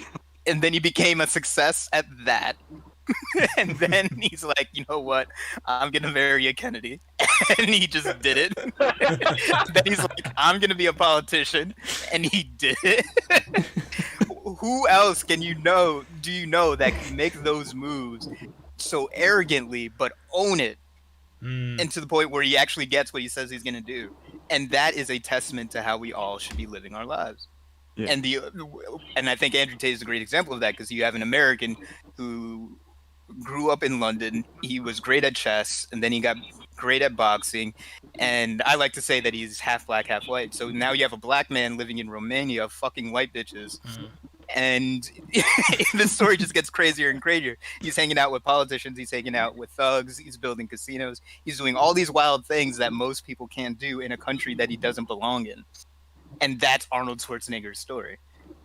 Most of us will never achieve that. Why would we knock that? We should be imitating, emulating, copying. Yeah, that's it. Except for the accent, which Schwarzenegger still has. You guys are aware that he has like this coach who actually keeps the accent in. That he actually keeps his accent because they don't want to lose it. They want him to lose Exactly. it. I would do the same. Like it's like his trademark. I don't Yeah. want Arnold Schwarzenegger to talk perfect English. I don't want to. I want him to use the accent. Yeah. That's why you know he's great, because there was a point in time when no one could pronounce his name, and now everybody knows how to correctly pronounce his name. Right. That's how you do it, right? Even though That's when you know you've made it. Even though Alex and I we use the American pronunciation, right, Alex? Yes. It's Oh, fair enough. There is that. Okay. yeah. I will say that. So there exists a German pronunciation, which I'm not going to use because this is an English-speaking podcast, so we're not going to use that. English Wait, I don't think I've actually heard it though. No, go for it.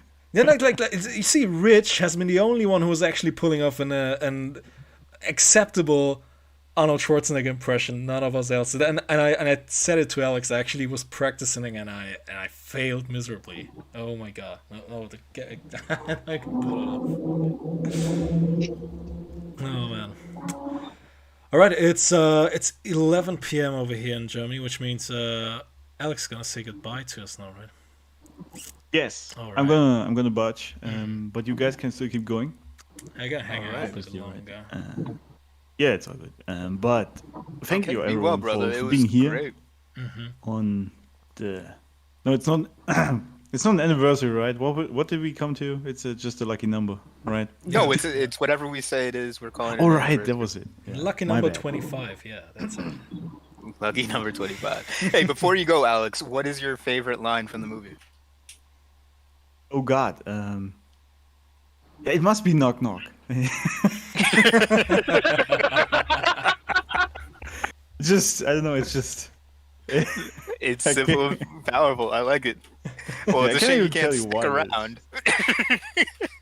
That was a very German thing to choose, I think. Yeah, I think so. Because no. It actually makes sense because if you had asked me, Puppy, I would probably say the same. To be honest. No, I forgot that line altogether. Oh my god. Man. All right. Thank you, Alex. It's always a pleasure, brother. Yeah. Be well. Alex, have see a you good guys one. Yes, thank Good you. night, and talk to you maybe next week. Yes. See you All around, right. guys. See you around. Bye bye. Bye. All right. Yeah. Only the 3 Nazis of us left. What's going on, guys? I like it. Oh my god. Trying to think. There were a few notes that I was taking when I watched it. I want to make sure I get this right. So you said you watched it actually twice, didn't you? Yeah, before bed and before this episode. All right, let's see. Can you fall asleep afterwards, like really calmly after you watch Predator? Is this like a movie where it's like, oh, I'm gonna watch it and afterwards just gonna go to sleep? You can if you're me, because I work myself tired. So yeah, I was exhausted anyway. I'm pretty sure I fell asleep during the movie. So yeah, but it's a nice lullaby. You know what it? Oh, actually, no, I haven't met you, Rich, yet. I haven't met either of you now that I think about it. But I know when we get together, this movie makes sense to guys like us. Because when we hang out with our brothers, it very much is this type of energy. Like it's not barbershop talk because it's a level beyond that. It's deeper brotherhood. So I'm watching this movie again and I'm like, wait, that's how I greet my friends. We're ribbing each other and we're saying ridiculous things that make sense to us in our language. But if we said it outside, actually, me and Rich had a moment this week. Yo, now that I think about it. Me and Rich were working on something. I was trying to help him out with something, and then I used a phrase that seemed innocuous to me, and he didn't get it at first until I explained it. But it was one of those things where he's like, "Oh, I get what you're saying," and I realized, oh, if I said this in any other context, it would have been an issue, and that's what I think about this movie, because like if you're not living this life where you're really close with your brothers, you're making big moves, you're conquering the world, or even if you're not doing it on a big scale, like you are tight with your brothers, if you don't have that kind of relationship, you won't appreciate this movie. So maybe the way to describe this to people is this is a man's movie. You know what I gotta confess now is I think when I watched it the first time, I kind of got the impression that, yeah, this is Hollywood. This has nothing to do with real life. Real people don't interact like that. And now I grew up a little bit, and my view on that has changed a bit. Yeah, and that's the thing. Like once you're an outsider, like you just don't get it. So to a lot of people, it seems like a joke, but it's like, wait a second, there's a whole world that they don't know about. Mm-hmm. Yeah, because it's like so. See, this is gonna be a whole different topic. For example, I know you're a huge fan of Lucky Number 11, but the dialogue is like, at some moments the dialogue is like too perfect. It's like, okay, real people don't interact like that, and I don't buy into that. But I watch Predator, I'm like, yeah, this is, even though it is very, I don't have this kind of brothership, but I didn't had it back in the days. I would still buy into that. Yeah, this is actually how people interact with each other. It's very genuine. Yeah, I mean, so I'm gonna say this other thing. Are you guys familiar with? I think he goes by Fury, everywhere. So this is a brother that is a sharp storyteller. Oh yeah, he sells Twitter. books online. Yeah. He has this big raving following. Really impressed by his work. So we connected a while ago. And he wrote this book that I read about how to be a strong writer. Mm-hmm. And there's this quote from one of these writers, the guy that did does the Jack Reacher series, the books.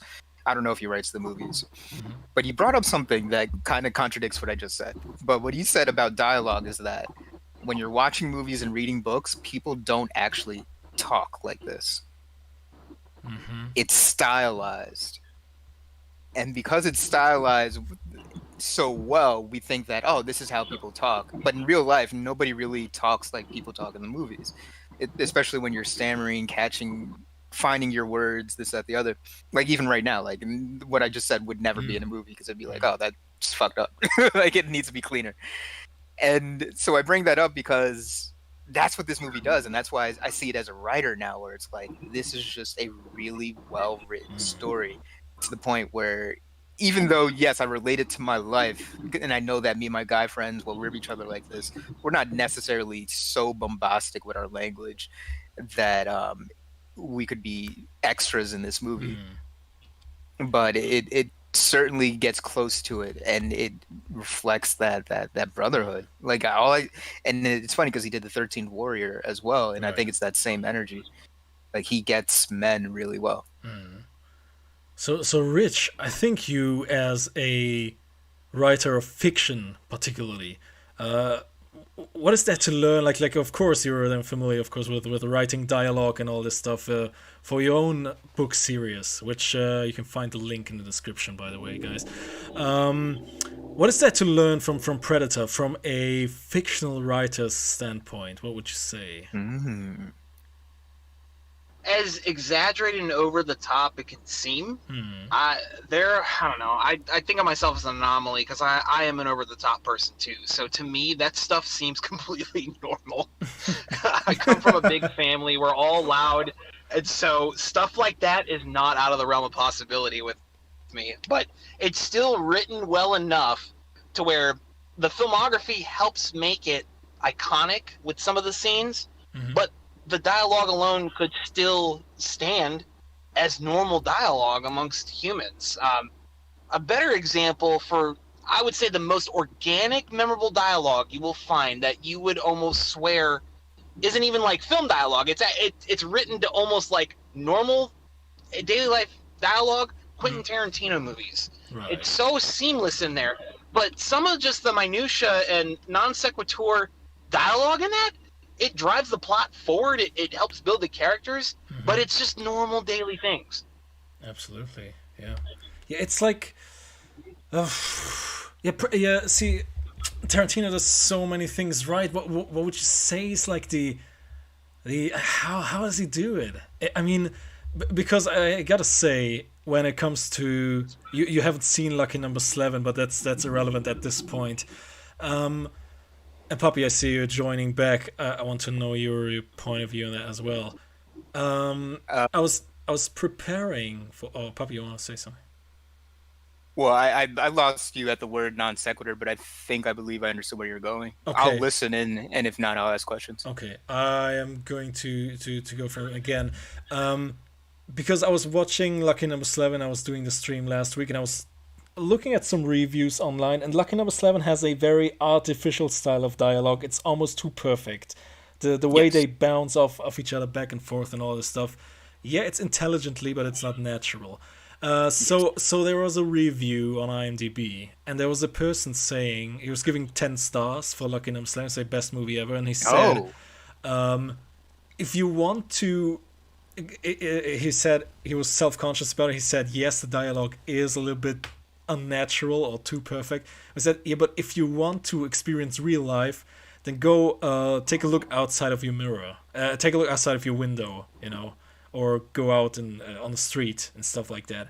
Oh, yes. I see where it comes from, but if the dialogue is so perfect that it actually takes me out of the movie because I'm becoming conscious of actually watching a movie, then that's also not the desired outcome, And you know what? There are different audiences. I like that movie because, again, I'm a writer and I'm focused on the words, so I just love it. It's delicious to watch that movie. But I'm going to go back to what Rich said. Again, I didn't catch the tail end, but I recently saw True Romance, and it's one of my favorite scripts for what Rich is getting at, which is it's just done in this human way. It's almost, I call Tarantino Shakespeare of the modern day. Yeah. The way that it has this rhythm, it has this eloquence. So much is said with so few words, at times anyway. So outside of the monologues, that's what's going on. And then everything you need to know about a particular character, even with a movie like Reservoir Dogs, everything you need to know about a particular character is said in those lines, to the point where if you're really paying attention, you can catch the twists and turns that are going to happen ahead of time because they were well set up. Like everything if you pay attention to the first scene in Reservoir Dogs and you know how people are and how they communicate, you know how to read people, you will know who the snitch is. Yeah, correct me if I'm wrong, but the diner scene in the beginning of Reservoir Dogs with the like a virgin debate, it mirrors completely the scene in the helicopter, which you like so much, isn't it? Whoa! It does. It's like the setup. It's like the setup, the expositional dialogue, so to speak. It's like, hey, get to know the characters, right?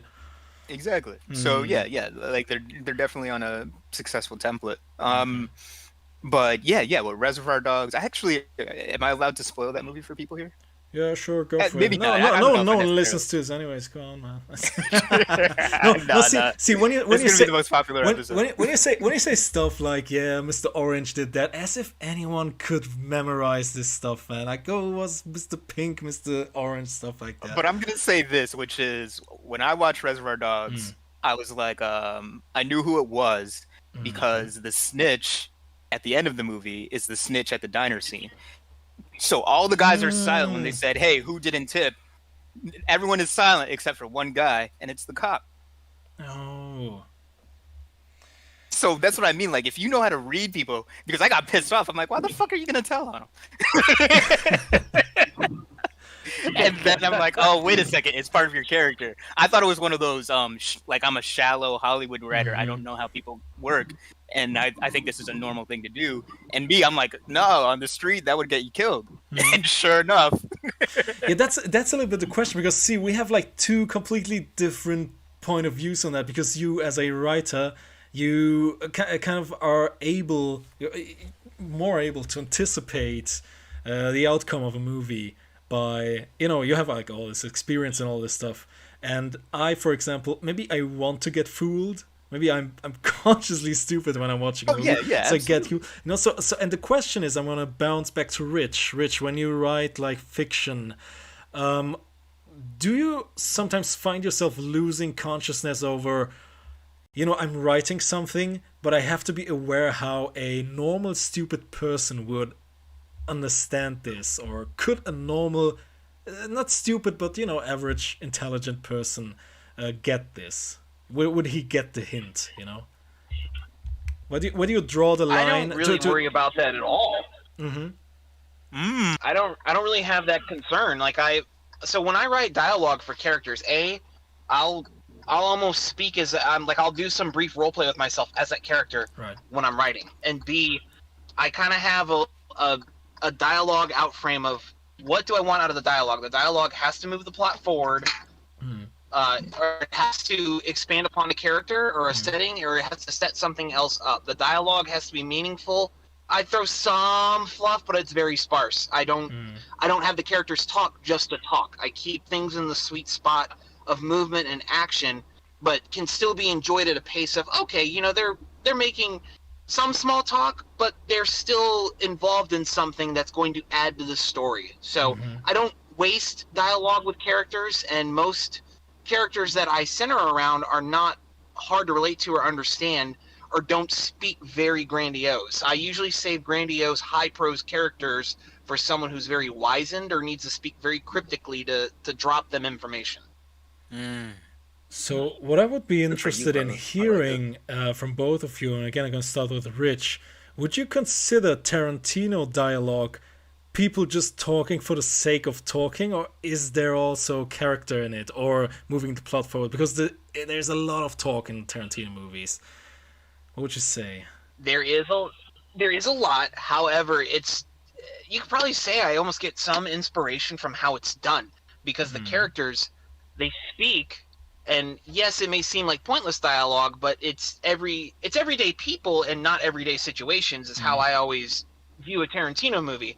And when they're giving their dialogue and you're watching their expressions and how their tonality and the way they go back and forth with each other, like Pulp Fiction, you could do an entire dissertation and analysis of that entire movie and the sublime brilliance of the dialogue that goes on in it, because despite it seemingly seem innocuous and pointless, it drives the plot forward, or it alludes and hints to other things within the movie, like lore dropping, or it shows more of the character and how they react, and the dialogue itself moves things forward, even if it's not directly pointed towards moving towards the plot. It still serves its function.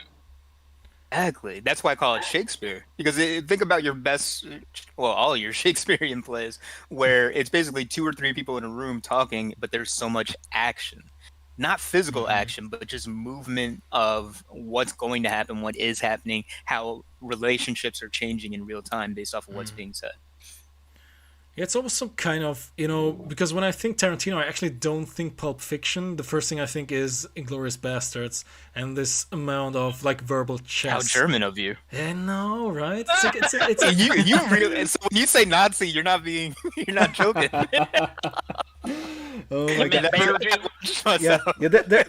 There's a reason why Red Smoke is like just an audio only podcast. If I had a webcam, you'd see like my Nazi flags in the background, like me actually wearing like an SS uniform. I'm pretty sure you're in Brazil right now, and you've been lying to us saying that you're in Germany. Oh my god! My god! Guys, seriously, I don't know why every time there's a stream, every time sooner or later gonna talk about Hitler. It always happens. I don't know. I've noticed it, and then now I'm thinking about it differently after what you just said. Go on, Inglourious Bastards. That's the one I least remember. But go on. I think that's like a Freudian slip. That's what you call it. It's like I just can't. One word. I just can't help to show my true colors. No, it's like, I don't know what your memory said. It's the memory you can least remember. But there's this beautiful amount of verbal chess going on in *Inglourious Basterds*. There are two very scenes that stuck out to me. Of course, the opening scene at the house from a guy, and then I actually read that before I saw the movie, and I was just like, "Whoa, this you is good." you read the script, or Yeah. I don't know why, but I had access to the script. I didn't see the movie for like 10 years, but I had access to the script 10 years prior. And I was just like, whoa, this is really cool, because I was actually frightened. So I was like, fuck. He's talking about rats, and I think he said owls, maybe? I forgot what it was. But if you're looking for a rat, you got to think like a rat. That's the way I remember it. Yeah, that was haunting. Yeah, that's. And then I saw it visualized, and I was just like, "Whoa, this is perfect." And there's also like the scene that I memorize is the scene in the cantina down there. It's like in this sort of tavern cantina, where it goes on for like 15-20 minutes of just like pretending and verbal chess and all stuff, and then suddenly you're like, "Okay, let's cut this shit." It's Yep. Oh my god! So that's the question.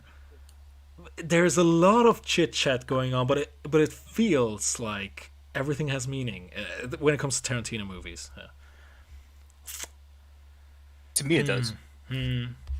Because I can't think of a single line of the reason we like the dialogue is because it fits the characters that are saying it. So like I'm thinking about Jackie Brown, Samuel Jackson's character. I think it's the first scene. No, he kills someone in the first scene you meet him. But when it's him and Robert De Niro reconnecting after De Niro comes out of jail, all the things he's saying, he's just like trying to be this like big guy selling guns. So he's talking about all the guns he gets to sell and all the money he's making because he wants everyone to think that he's a big deal. He's not, but he wants everyone to think that. And all of that is communicated with the way he talks and how he presents what he does. Definitely. It's it's a tough one. So it's hard to you said you're gonna compare Tarantino to Shakespeare. It's really it's really kind of like its own genre. But because I'm trying to like do a bridge back to Predator, and it's of course I'm not gonna ask now, is the dialogue in Predator better or worse than like Tarantino? It doesn't make sense to ask this question. It's like it's different. But what both do right is, I think, the aspect of natural dialogue.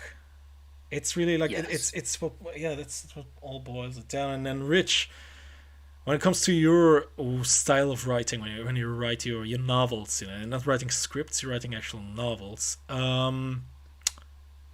You said you just like write. You don't think too much. You know what your character is like, and you just like write. And that's the way it works. Is it sometimes you look at a piece of dialogue and you revise, and you're like, okay, I'm gonna go back. Maybe he shouldn't said this or stuff like that. Ooh. So far, the first two books I've written, I think everyone's dialogue's very fitting. I do like a little trait matrix for each character, and they when they act in character, when they act out of character, and I usually follow 3 to 4 main ones. And sometimes, depending on a situation, you'll get an in or out of character reaction. But I usually try to keep things more in character. I only give out of character reactions proportionately the more that they're in either stressful or unknown situations. Those haven't gotten super heavy so far. So and sometimes the traits can change with each book because there has to be growth in each of my books, at least. Some don't care to make their characters grow a lot. I like to show significant growth without completely changing the character. And now comes a little hot take for me, because I was hoping you would say that, Rich, because you said growth is necessary, and I would absolutely agree with you 100%. However, when it comes to Predator shows to us that growth is completely unnecessary. The people, in terms of character, that in terms of character, people in Predator, the characters, they don't grow at all. They appear, they go to the jungle, blow some stuff up, they die. That's it. That's the end of the movie. There's no huge moral lesson you get, stuff like that. They don't grow at all, and it still works, you know? Could an argument be made that Arnold's character grows in that he recognizes the threat and he adapts? He adapts, but he doesn't grow as a character. He's still a... Oh, okay. Never mind. I hear what you're saying. You know what I'm trying to say? None of those characters have, like, you know, when I think war movie, most of how war movies turn out to be, it's like it starts off as this also, they have really cold characters, and in the end they're like having PTSD and they growing a heart and they getting warm again, and they're like, yeah, there's so much. Where does that come from? I don't know. You're bringing up a very good point. This idea that everyone needs to grow, which may be true in real life, but even in real life, yes, we are always changing, but we don't grow as dramatically through any mundane moment in our life. Yeah, I mean, this movie takes place in, I think, 1-2 days maximum. You know, there's like no time skip in it. Of course, it makes sense, and the characters are also not really shown having like some kind of weakness. That's what makes this movie so special to me, because of course when I think of the great characters in cinema, I think of Spider-Man, stuff like that, and know exactly, this guy has a certain weakness, and I know it, and the point of the movie is to overcome this weakness. When it comes to Predator, we have perfect characters already. They are perfect in evolutionary sense, you know. They don't have any... You know what I'm trying to say? I'm starting to think that all my favorite movies are like that. I'm trying to think of a movie where characters actually grow. But at the same time, like I said, like we live in a society where they're always telling us that if you're going to write, everyone has to grow. There's no growth. This is a bad story. Rich, were you bringing up Lord of the Rings, or did I not get that? Oh no, you heard correctly. Lord of the Rings definitely shows where they grow, but I mean it also happens over the span of 3 very long movies. Right. Well, I was thinking about the books, but yeah, you're right. The movies are the same, or not the same, but similar. Oh, Rich, you're gonna actually stone Poppy for saying what he said earlier was every movie should be like only 90 minutes long. What's your take on that? Oh, he missed that, yeah. See, you know, I remember hearing that earlier. He's not wrong, but also, damn, like, throw some respect on LOTR for a minute. Like, some deserve to have the length. I believe that it can be done with both. It's very determinant on the content within. Like Predator, like you guys are saying, and I agree. The character showed no growth. It was just simply a situation they were thrown into and how they got out of it. And it was a lot of more focus on the action and the suspense of things. I can agree that a good story can be done like that too, without showing growth. I tell a much longer, continual story of following somebody that involves growth, because I'm not going to keep people reading it if my characters don't grow after 3 books and counting. But it works, and it depends on the movie ultimately. What are you trying to communicate? How well are you going to do it? And how succinct can you be about it? Predator is the perfect example of 90 minutes. Boom, you have an awesome movie. Lord of the Rings, 3 hours plus. Boom, you have an awesome movie. They both fit according to the story that they're trying to tell. Yes, and those examples are great. I'm hard-pressed to think of a movie that's come out in the past 10 years outside of those movies. Actually, even I will say The Hobbit isn't as strong as Lord of the Rings. No, for various reasons. So that maybe that's another example, but I'm hard pressed to think of So we got 2 things going on. I'm speaking from a point of personal preference. Like when I'm gonna skip a one. Sometimes it is. No, it's funny because my girl will be like, "Oh, what movie are you gonna watch?" I'm like, "Oh, what are the running times?" And whichever is shorter is the one I say yes to always. And so, and the part of that is my personal thing where it's like I'm just busy. I don't want to sit down watching movies. I love movies, but it's like all the things I got going on right now, I can't really dive into it. And then the other part is I'm hard pressed to think of a movie that I saw outside of the example Rich gave us, which is where it's like, oh, all of these 2 hour or every single minute in this 2, 3, 4 hour movie was worth it, and it helped develop the story. You know what I'm gonna say now. You know, or it was necessary. That's the word I'm looking for. No. You know what I'm gonna say now. You know which movie I'm thinking about.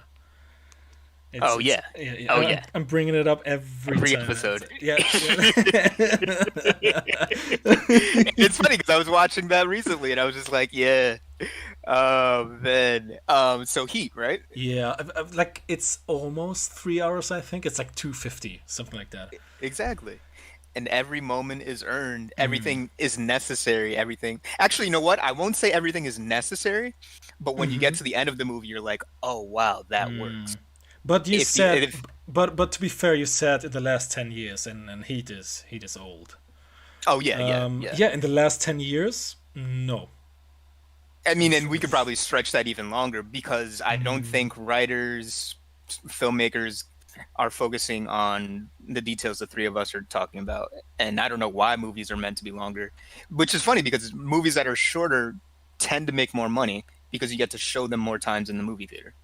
So that means you can fill each of the you just make more at the box office, or potentially if it's solid on its own merit. Right. So I don't know why we get longer and longer movies. Last year they did that whole, was it last year? Maybe it was this year. They did that whole 4-hour version of the Justice League, and it's like, whoa, that's unusual. And is this actually profitable for them to do? And maybe I'm taking the fun out of it by talking about the numbers, but yeah.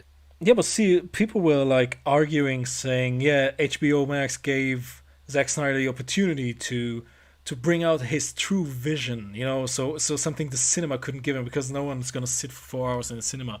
Maybe a few already. But I don't like this argument because, yeah, what kind of vision do you have that you cannot break down in 2 hours?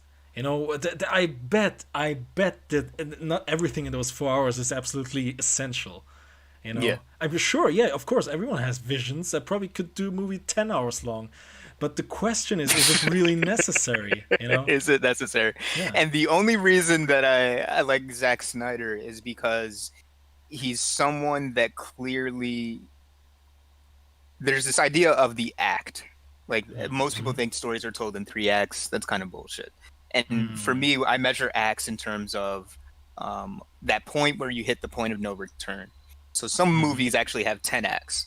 Predator definitely has more than 3. And the way I'm breaking that down is, like the first act is you introducing the characters before the helicopter scene. That would be the first act. And the moment they decide to take the mission and go on the helicopter, there's no returning. They can't go back to the lives that they once had. And then once they land, it's another act because they're not getting back on that helicopter. So for me, an act is whenever you make a definitive statement about an inflection point that makes everything that came up to this point irrelevant, like you're not going back to that past life. So when I'm thinking about that, I think about Zack Snyder because he writes stories in that lens, which is I'm building multi-acts to build an idea of that I want to land at the end of the movie. So I remark that, I like it, but most people aren't thinking that way. They're just filling time. I don't know. I think it's they doubt themselves, or they doubt the story, or they doubt the characters. Yeah, I believe that as much as I believe in the hero's journey and like conventional storytelling, which actually got lost, I think routines and stuff like that, like having a blueprint, actually kills creativity. You know? Ooh, I don't know. Rich, what's your take on all this? I think Rich is mute right now. Oh, no, he's back. Yeah, I was listening. I just had it muted. No I problem. finally just pulled my house, started unpacking a bit here and there. But no, I agree 100%. Welcome home. Thank you. Yeah, I 110% agree with you guys. It's like, don't make a movie lengthy for the sake of being lengthy. And a lot of people do that now because, oh, well, the Hollywood machine, it's become more industrious than creative now because they have their formulas. And if you look around, like, the superhero movie thing, we're in a superhero bubble and we're starting to reach the end of it because it's not the same magic as it once was back in the day. Like the Dark Knight trilogy, incredible. Even everything Marvel's first phase up until the original Avengers was terrific because it wasn't going into the social commentary like they do now with a lot of their stuff so much as it does. They were just trying to tell the stories of genuine heroes coming together that ended up having to save the world. And I mean that, you know, that's obviously a talk all its own. I'm not gonna spur down on it. It's a difference now, and people will just make movies to either, oh, we're going to do a book, we're going to do a superhero movie, or we're going to do a reboot. There's no originality anymore. Nobody wants to get creative, and it seems like Hollywood punishes those that want to have original ideas to make good movies. So now a lot of the independent circuit are like saying, you want to make something for Hulu or Netflix or Amazon Prime, because they have that freedom. So Hollywood at this point has become this machine that, well, we gotta make a movie just to have a movie.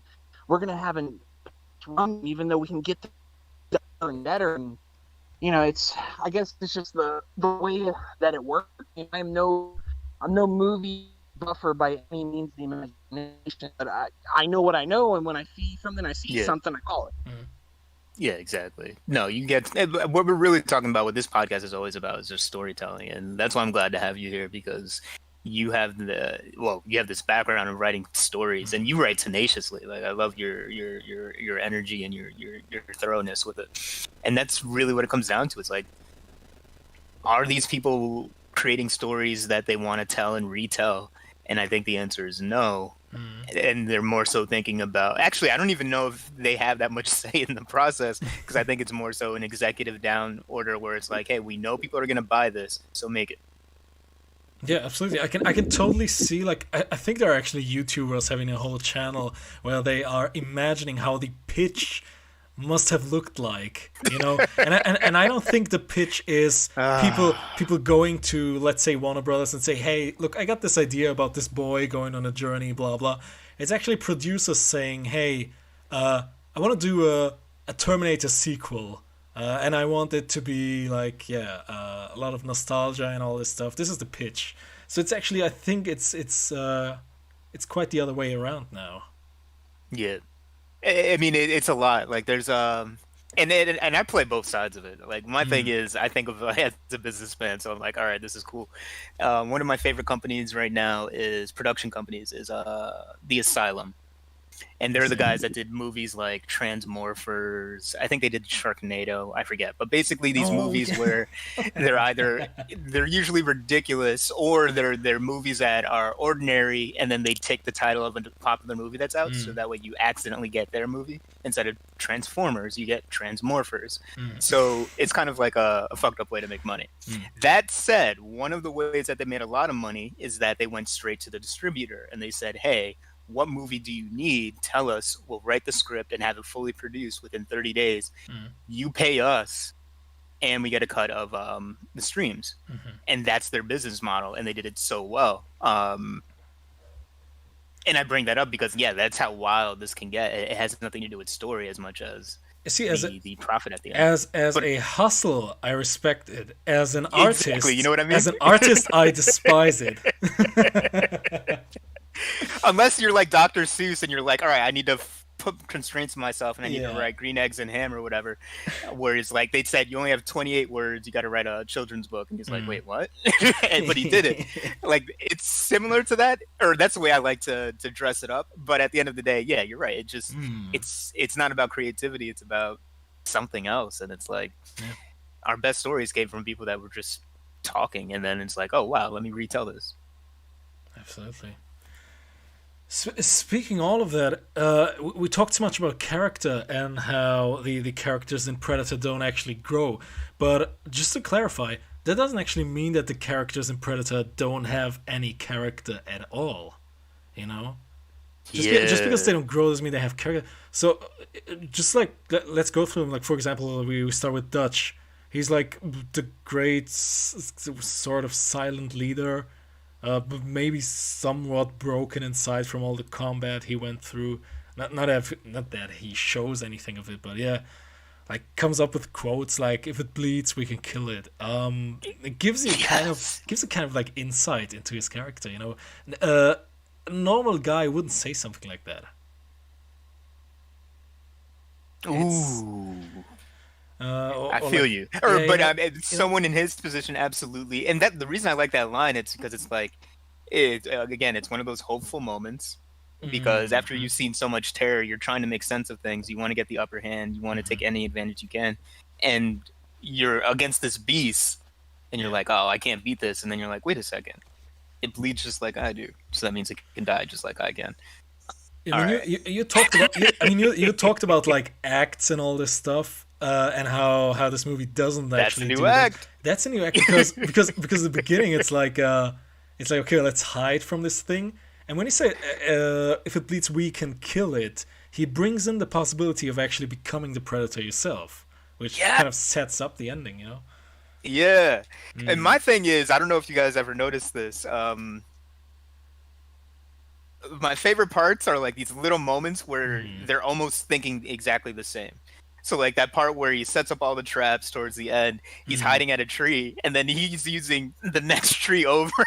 He lands on the next tree over, and it's like and that's why I think the acting is so great, because in his eyes, in his facial expressions, it's like, fuck, this is a formidable enemy that thinks like I do. How am I going to kill this thing? And it's just like, I have no advantage because we're the same beast. And it's just like, I love that. Absolutely. Then I also think of him as a dad figure. There's this one scene, it's a throwaway scene. I wouldn't even call it a scene, but I'm trying to remember. It's before they go to the camp to do their objective, and he's talking with, I think it's the Shane Black character.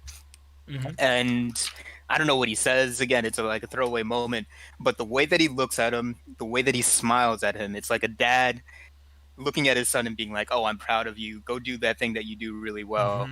And then he smiles, even because he's not a hardened man. Like, he actually has a full range of emotions that he's allowed to show on screen, and that's yet another moment where you're seeing this character as more than just a guy that gets in, gets out, and then you never hear from him until you call him for the next job. Because what most people see, and I think I'm repeating myself, but I don't care.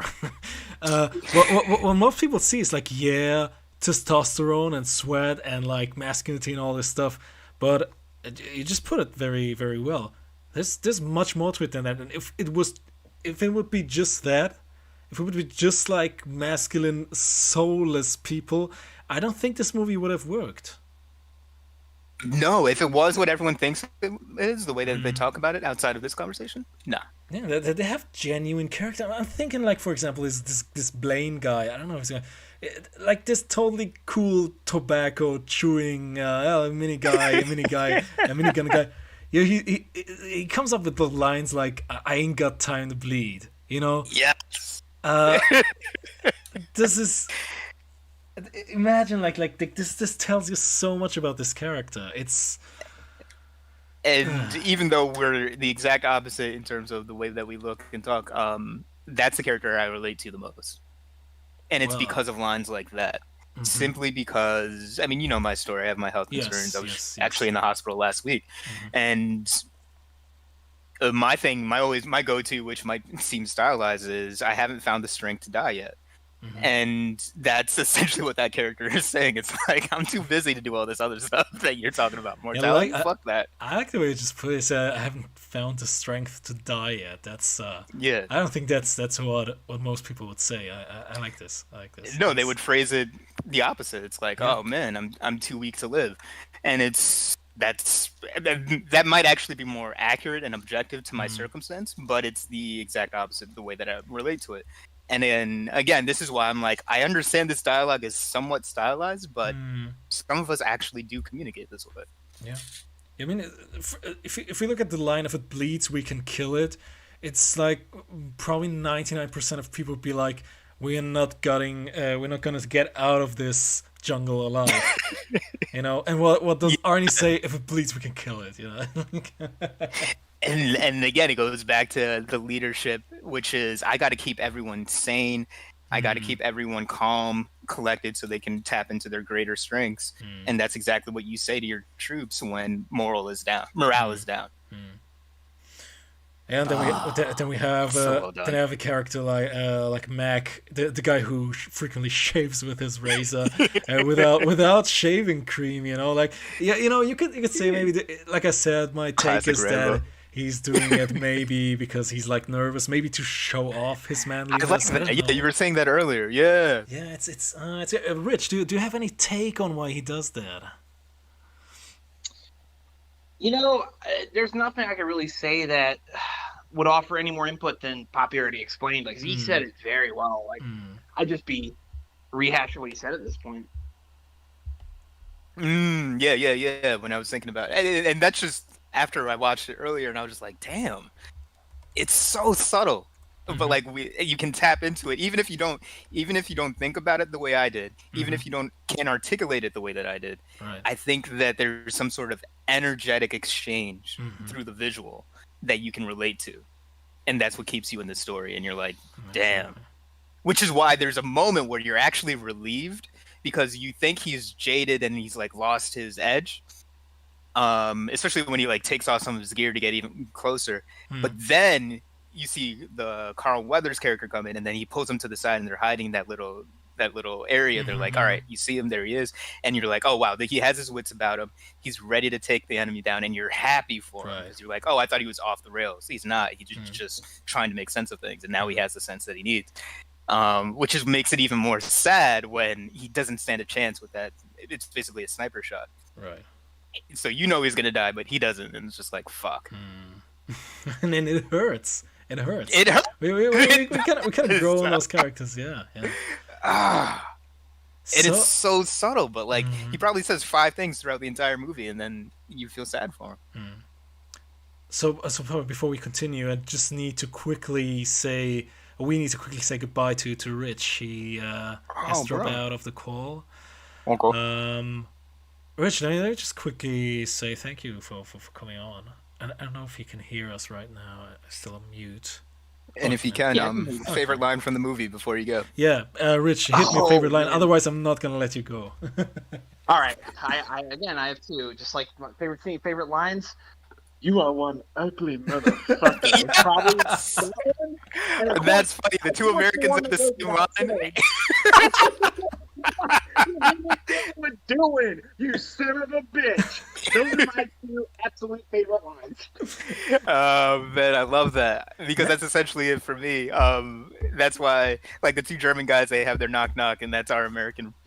never has the difference between German and American culture been so obvious. But that's what it is. That's when you know you're really alive. Because, like, he's about to die. Technically, he should die in that moment, right? And he's like, fuck, I know I'm going to die, but you just ugly motherfucker. You're going to kill me? This is how I die? Dude, I'm going to go... Look, if I gotta go out against someone like that, yeah, I'm gonna be talking shit all the way to the grave. It's like, exactly. Oh my god! I just realized I'm so not American. Oh my god! Oh my god! It's a whole thing, man. You got to be born from the ground up. But thank you, Rich. It was good. I'm looking forward. Me and Rich are actually going to get together in real life, so I'm just looking forward to when we get to do that. Thank you for being here. It was good. Super jealous of that, man. I want to see pictures of you guys. It's gonna be awesome. Oh, definitely. We'll make it real. Rich, just smoke a cigar for me as well, and I hope the McDonald's deal is going well. I read about it. We're gonna start getting more deeper into that because they still ain't talk back here, so I think they're scared.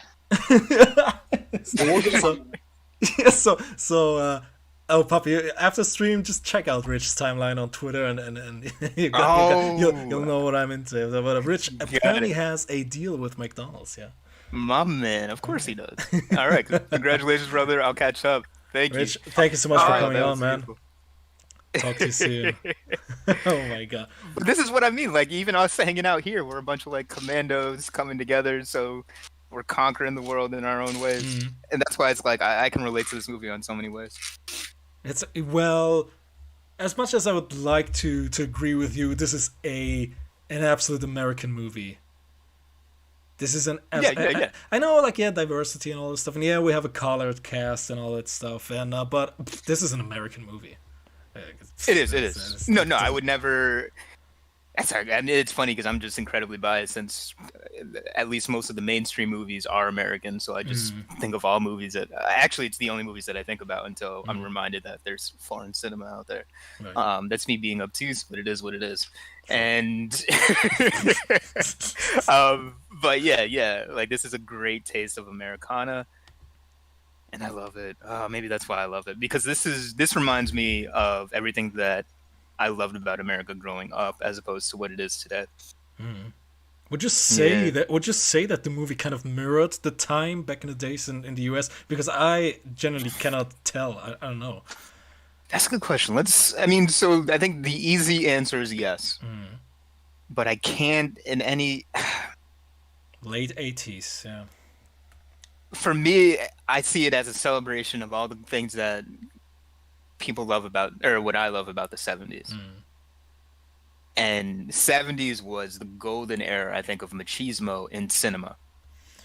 And when I say machismo, I don't mean it in a bad way. It's interesting that you mentioned 70s, even though the movie is really close to the 90s already. No, absolutely. And I think that's what it is. And that's why I bring it up. Because I think there's a lot... Because, all right, think about the 80s. You have men leading men, but they don't look the same as they did back in the day. This movie was number 2 at the box office. Do you know what was number 1? 87. It was Beverly Hills Cop. Oh. Arnold Schwarzenegger and Eddie Murphy are 2 very different men. Yes. And that's what I mean to say. Like, after the 80s, you see your leading men don't look as muscular as they did in the past. And to the point now you have lanky guys that look like me, but I just got out of the hospital, so I look like this for a reason, as opposed to guys that will forever look like that. And that's where it's like, wait, this guy that's a string bean is going to save the world? Yeah, and that's intentional. Yeah, I'm thinking about like when it comes to like icons. Yes, Terminator 2 is in the 90s, but I would still consider it a very 80s-ish movie. 90s, I'm thinking Leonardo DiCaprio, Titanic. This was the tone. You see? Yeah, and look at his body structure. Very, I wouldn't say feminine. That's wrong. He's not feminine. He's a beautiful man. Arnold Schwarzenegger is not a beautiful... He's not a beautiful man. He's a masculine man. However, Leonardo DiCaprio is a beautiful man. And it doesn't take anything to talk about these guys in that way. Like, it doesn't take away from Eddie Murphy, it doesn't take away from Leonardo DiCaprio. However, it does let you know that there's a bigger shift in our visual perception of what a hero is. Exactly. You have to kind of look beautiful to be a hero. It's as weird as it sounds. Yeah. I mean, when people look at Predator now, it is almost like many people say, it's cringy. It's like an unrealistic view on masculinity because they all are like these bodybuilders, type of body structure they have. Everyone says it's unrealistic. I say, maybe this was normal back in the days. You know? Yeah, and it's funny because Arnold says the reason it did so well was because of all the muscles. So, you know what? I agree. It's funny because, like I said, I haven't been doing too well health-wise, but I watched this because of the episode we were going to do together, and I'm just like, you know what?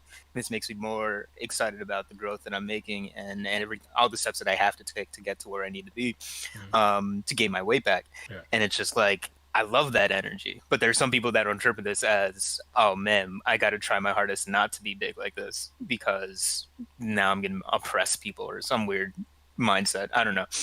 But all this to say that the original question was, does this reflect society did it reflect the time? I don't think it reflected the time. I think just talking about an America. Homage. Yeah.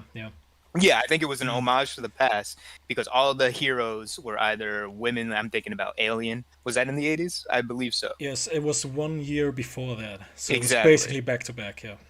Yeah, exactly. So now you have Ripley as a hero, female protagonist.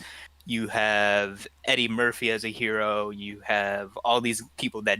This movie was probably an outlier. Of all the things in cinema, it was probably an outlier. I don't have the full list of what came out in 87. But in terms of a cast and crew that looked the way that it did, I would bet you that it was an outlier, not the norm. Okay. So even back in the days, this was, I'd say, too masculine. Yeah, definitely. And I wonder if that's what plays into it. So like the reason studios make movies is kind of like we were talking about McDonald's, right? So if you're in an area where everybody's buying burgers, the best thing for you to do is to make another burger shop. because you know there's a market that wants burgers. Right. The worst thing you can do, which is what a lot of people do, will be like, all right, let me start selling sushi. Let me do tacos. I'm going to do something different and people are going to love it. And it's like, it's untested. So they might love it, but more likely than not, it won't work. And now you're all out. Now you got to start all over with less in your pocket to build with. And that's what I think this is happening here, where it's like, it didn't do well because it stood outside the new norm. I hate that expression, but it applies. Yeah, absolutely. It is. The internet is full of declaring this movie as 80s action, hyper masculinity stuff. But when I think 80s, I'm not thinking about this movie. I'm actually thinking Beverly Hills Cop, stuff like that. What you just mentioned. Yeah, That's exactly. like this Too. typical 80s movie. Or John Hughes, stuff like that. I'm thinking more. We were talking about planes, trains, and automobiles before this. Yeah, right. I'm thinking more like sentimental stuff, maybe. Which, the kid stuff like the Goonies and such. Right. This was where, and when I think about 70s, I'm thinking Jaws, and Jaws reminds me a lot of Predator when it comes to the characters. Ooh, like. Not the protagonist, but it's not Richard Dreyfuss. What's the name from this guy? I think of it, but there was 70s were a time where men were a little bit more edgy. It's I know it sounds like cliche, but it's more masculine. No, absolutely. In some kind of way. Yeah. You had the Muscles from Brussels. Wait, no, that was in the 70s. But you had what's his name? Charles Bronson was big in the 70s. I'm thinking about my favorite TV shows like The A-Team. And like I said, I think that was the last. Well, I think it was the last great decade in America. The 70s on every single factor. Like everybody was just happy, doing well, even during the hard times. Like we had ourselves, and all right, the transition was the hard times where you have economic plight that's hitting. Those were like the last glory days of Detroit as a motor city. And then those factories leaving, going overseas. You have the oil shortage, so that's when things started shifting. But before all of that, like everyone was just really proud to be themselves. Black people were proud to be themselves. White people were proud to be themselves. Rich, poor, smart, dumb. It didn't matter. Like everyone was just happy.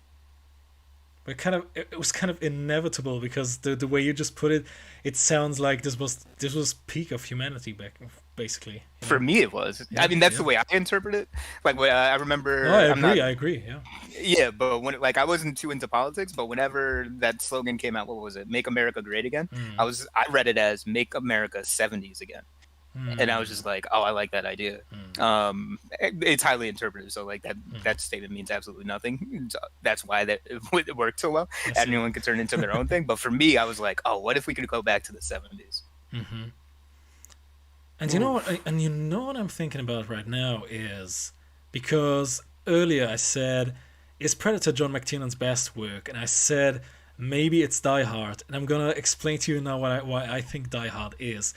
Because he actually managed to merge a classic, I'd say, 70s action hero with an already 90s midlife crisis struggling man who is divorced. Whoa, that's smart. You know what I'm trying to say? It's very... Without letting John McClane look as a complete idiot, which, if this movie would be made nowadays, he would be like a bumbling idiot... getting commanded by his wife and all this stuff, but here it's perfectly merged together. You have a very action hero, very masculine action hero, but he has he struggles. He doesn't get along with his wife anymore and all this stuff, and that's what John McTiernan did brilliantly. He gave us basically the protagonist of Predator, but more relatable. Because when I watch... That's well said. When I watch Dutch, thank you. When I watch Dutch, I wouldn't say, that's me. It's hard. No, not in any... Without you can't say it without a tinge of, delusion and be like, yo, I can see myself. But maybe I can see myself as John McClane. Maybe, Yeah. Like he has a very normal job. Many people are cops, you know. It's a normal job. It's nothing special. He has issues in his marriage or with his ex-wife and all stuff. I can relate to that. It's pretty, you know. That's where John McTiernan shines for me. That's what he did very brilliantly. He gave us a action hero who is actually, I can actually, yeah, feel him.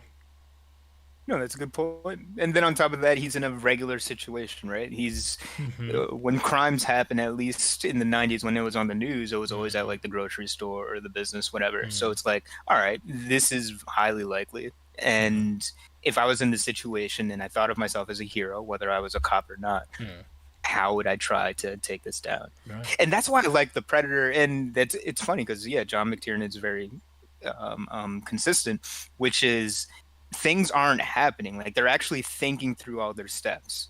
And I love movies like that, where it's like, all right, if I was in this situation, this is what I would do. And I'm always impressed when the characters actually do that. I'm like, all right, cool. The writers actually thought this through. Taken is one of those movies. As absurd as the plot is, John Wick is the same thing. As absurd as the plot is, it's like, if I was looking for someone, how would I go about finding them in a foreign country? And I mean, actually, no, I'm not even going to bring that up. But anyway, and it's like, all right, cool. At least these characters are doing things where they're analyzing their environment. They're being situationally aware to recognize, all right, if I know this about the creature, I know it can bleed. I know it doesn't leave tracks. I know this, that, the other. All right, he must be in the trees. Okay, cool. Now I can think differently about how I'm going about it. And it's all this deductive reasoning. They're more detectives than they are victims. Would you say John McTiernan gives his characters kind of like an escape from a normal routine life? Because that's what, again, I'm thinking more John McClane than Dutch right now. When I think of John McClane, he's a very like 9 to 5 job, probably not much action, and he kind of gives him the opportunity to shine. He gives him the opportunity to show what he's truly made of, you know. And that's I believe what also happened in Predator, you know. At the end, you have Dutch, who can truly show his skills, his full skills, his will to live, and all this stuff, which you cannot demonstrate it in daily life. So, for example, I cannot demonstrate it in the same way you do. We both want we both want to survive. We both have the will to live, but I don't have the same struggle that you have, you know. Oh, okay, fair enough. Yeah, so maybe saying? I do stand out in that way, but absolutely, unless you're one of those crazy people that like starts fires just to put them out. But yeah, absolutely. Yeah. So, and that is a beautiful thing to remark because I'm just thinking about it more than I want to speak on it, but yeah, that is a beautiful thing to note. Yeah, he gets to shine. Yeah, because I'm thinking like I'm still struck, but it is something that came up while I was doing the stream right now, like an hour ago. I was realizing, hey, there's no character growth at all, but what is actually there? Like, you know, same with John McClane. He doesn't really grow as a character. He just has the opportunity to finally show his skills, to adapt to a situation, to prove that he can. Yeah. And I like that. I think that's the way it should be. Because instead of thinking about growth, because in our everyday, I'm talking about day-to-day living, instead of thinking, all right, how can I grow today, which I think is very valuable, and not to say that don't do that, but still do that, but also look at the ways that you get to shine every day, which is, what am I going to do that's going to make the world better before I go to bed? Right. And I mean, I think about that, but now I'm thinking about it through these films, and that's absolutely it. Yeah, that is a great lesson to teach people, especially men. Yeah, absolutely. It's like, you know, nowadays what is being promoted rather is people like whining about situations, like trying to look for the person who's guilty. Like when I'm in a bad situation, I'm like, oh yeah, it's President Trump's fault, stuff like that. You know, this is the initial reaction people have. Instead of saying, hey, I want to survive, I'm going to do whatever it takes. Exactly. There's not much, there's like no moral lesson needed. It's just like, you talk a lot about energy, and I like that. And there is a certain kind of energy transaction in this movie, you know. You watch this kind of movie. It happens with a lot of movies, good movies. When I watch this stuff and like, am I able to go back to porn now, jerk off, and go to my shitty job afterwards? Am I not like a little bit inspired? You know? Yeah, exactly. It's like, yeah. And where are people tapping into it? If they're not doing it from an internal standpoint, like where are they finding external points to be inspired or not even inspired? I'm going to use the word reminded. Because we don't need inspiration. Everyone has the energy. Even I have the energy with my limitations. It's that we're not reminded of why using that energy. Yeah, we're not reminded of enough of why using that energy is important and significant for the people that we love. And some people need these movies on that level because it's like they're not. What's that expression? It's an American expression, but I can't think of it. They need to wake up and smell the roses. Is that it? Smell the coffee, whatever the case is. But basically, don't ask the Nazi, man. Don't ask the Nazi. That's a T-shirt. But we're very complacent. We live in such great times that it's easy to get complacent and forget that we still gotta work. We still gotta pretend that saber-toothed tiger is right at our back. Yes. Even if everything is perfect and you get to chill a little bit, yeah, have fun. Don't get me wrong, but you got to remember that you don't have fun 24/7. It's not a one-way trip. You got to make a round trip. It's like, oh, I'm gonna go watch that movie. I'm not gonna binge the next 10 hours. No, I'm going to watch one movie, turn it off, and get back to living life and doing work. It's really I like the way that you say this is a movie that reminds you of something. As for me, this is a movie that inspires me to do something. Are you familiar with the term catharsis? Yes. What does it mean? What does it mean to you personally? Catharsis, being that state of, let's say, letting go. So it's this letting go release where you're actually probably even though we're saying letting go, you're actually more in tune with your body, what's happening around you, because you get to just enjoy the moment as opposed to missing out on the opportunity around you. How about yourself?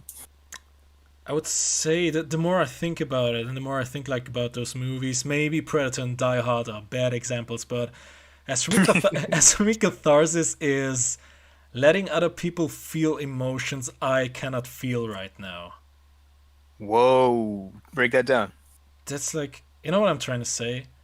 Not yet. So I'll be honest. I want you to break it down.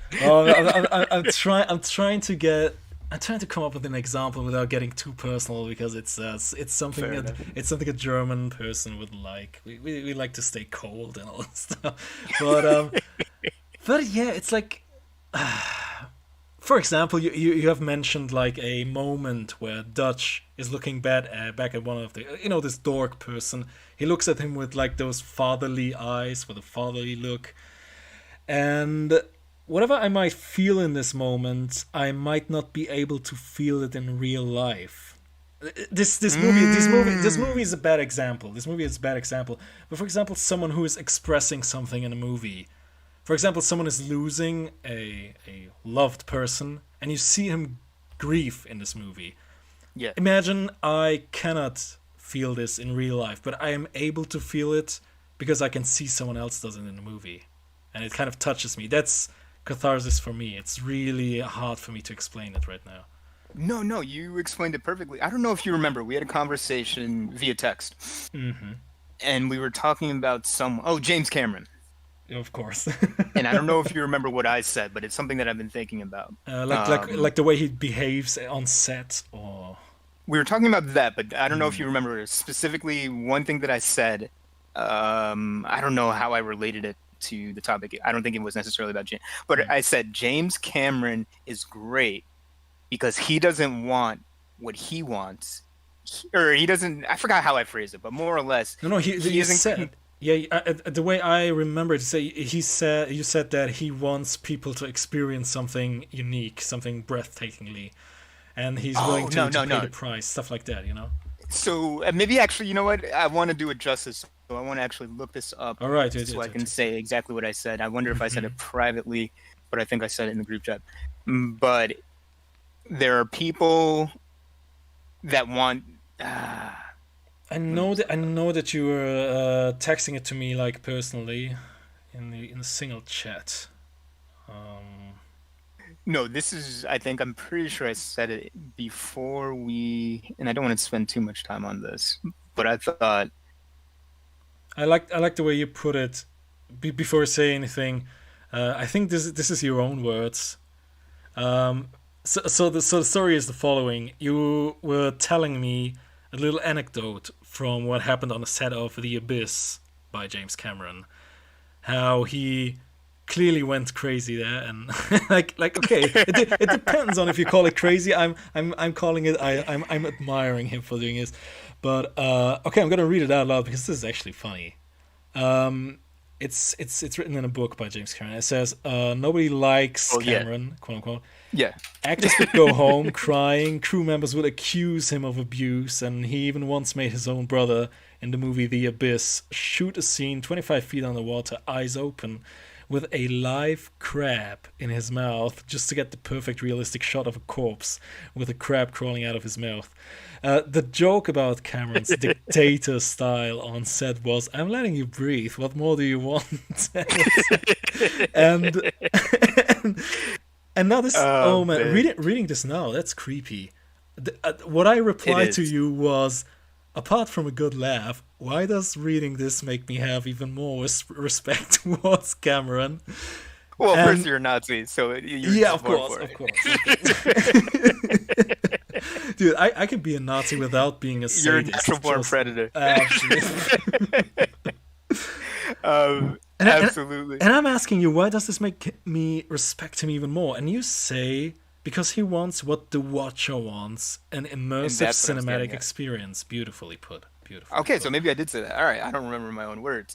But that's the thing, because some people create for themselves. Some people create for the audience because they want to entertain the audience. But the thing is, Cameron, and I think any great artist, they want what the audience wants.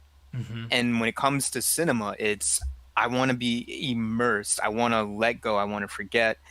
I want to actually believe in this universe that you're giving me. Mm-hmm. But here's that other advantage, which is, like you were saying, the catharsis. Let's get back to that.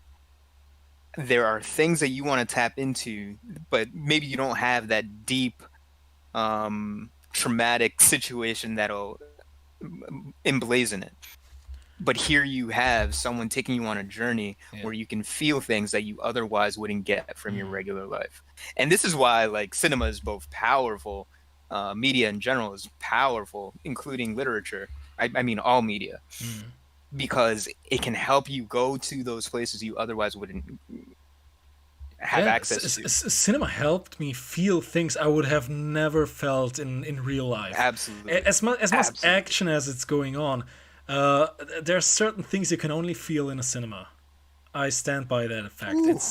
There's certain things you can only feel in a cinema, and the other factor is the feeling of being able to feel what other people around you feel at the same time. When you're watching a horror movie and the 200 people around you, everyone is scared at the same moment. That's something more, you know? I love it. I don't know if everyone shares that sentiment, but for me, that's my favorite part of going to the movies. It's really sad going to the movies now because there are very few people that are in the theater.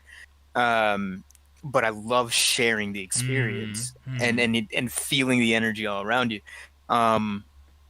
And this is why your podcast probably exists, because everything that we're saying is incredible for people like us that are going to experience it. And it's like, all right, we get to fully live. Right. It's weird because we're saying that we get to fully live because we have this virtual experience, if you will. But but it's true. And then here's the other side of it, which is your podcast exists as a reminder that the critiques we're giving, the feedback we're giving, the way we're sharing how we relate to these different movies that we watch, episode after episode, is because of the responsibility on the people creating it. Right. When you know you have such a devastatingly lethal impact on people in a positive way, you have to know that there's the other end of it where you can be incredibly negative. I hate to bring it up, but we talked about Pretty Woman, and the reason why I liked that movie, the Nazi in me, it's like, oh, this is great propaganda. Like Goebbels would be proud. But the thing is, I hate it for that same reason, because it has a negative impact on what we're sharing and giving back to the culture. And I want us all to be responsible and heighten the culture, heighten the individual, rather than limit them and keep them stagnant. And the question I keep asking myself over and over again is, are people nowadays in Hollywood asking themselves the same questions we are doing right now? And I cannot for my life think, yeah, they do. I don't believe it. No, they don't. They don't. Unfortunately, they don't. And it's not our place to force them or to take them to that level. We can only focus on ourselves and our families. That said, we can invite them to think differently with the things that we create. And as men, that is our primary objective. Or maybe not it's one of our greatest skills, which is giving the people around us new ways of thinking. And I can't think of an example off the top of my head, but you know how like you have those moments with your girl, or you just say something. Actually, maybe not you. You might be too German. But for me, I say absurd things. If you follow me on Twitter, I say absurd things. I say it in a bold, absolute tone, as if like I can't be wrong. And I know what I'm doing, and I'm doing it on purpose. But the thing is, if I challenge you to think differently, it helps you to understand what you already know better and to start questioning it. And maybe that's what movies doing right, because movies put you into a situation you would never be in real life. That's what I'm trying to say with John McClane.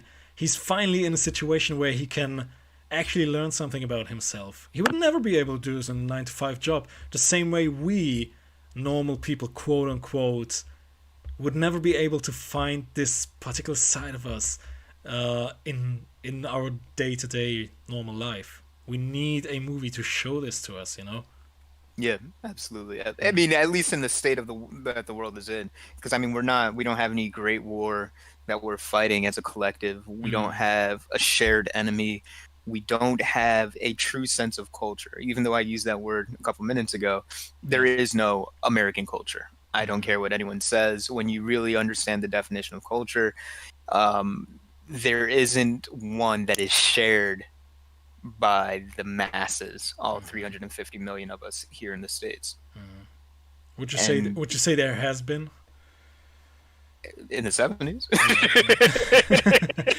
because let me give you the German perspective. When I think when I think American culture, you probably haven't seen American Graffiti by George Lucas, but that's what I'm thinking.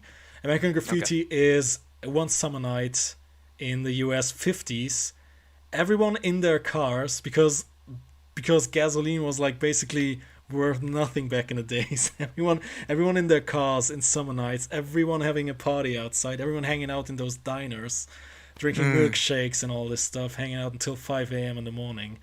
Okay. Yeah, freedom, stuff like that. This is what a very cold German person thinks about. Don't take my word for it, but that's what I think about when I think American culture back in the days. Yeah, ice cream, milkshakes, cars, all this stuff. Yeah, and I think for the outside world, that's what they think. That past image is what they project onto the present day. And if you emigrate here, I think a lot of those people are doing well and living within that framework and enjoying all the perks of what it is to be American. However, if we're really being critical, that isn't the day-to-day experience. We are disjointed. We're an amalgamation, not a unity. Dude, this episode is going in directions. It's creepy, man.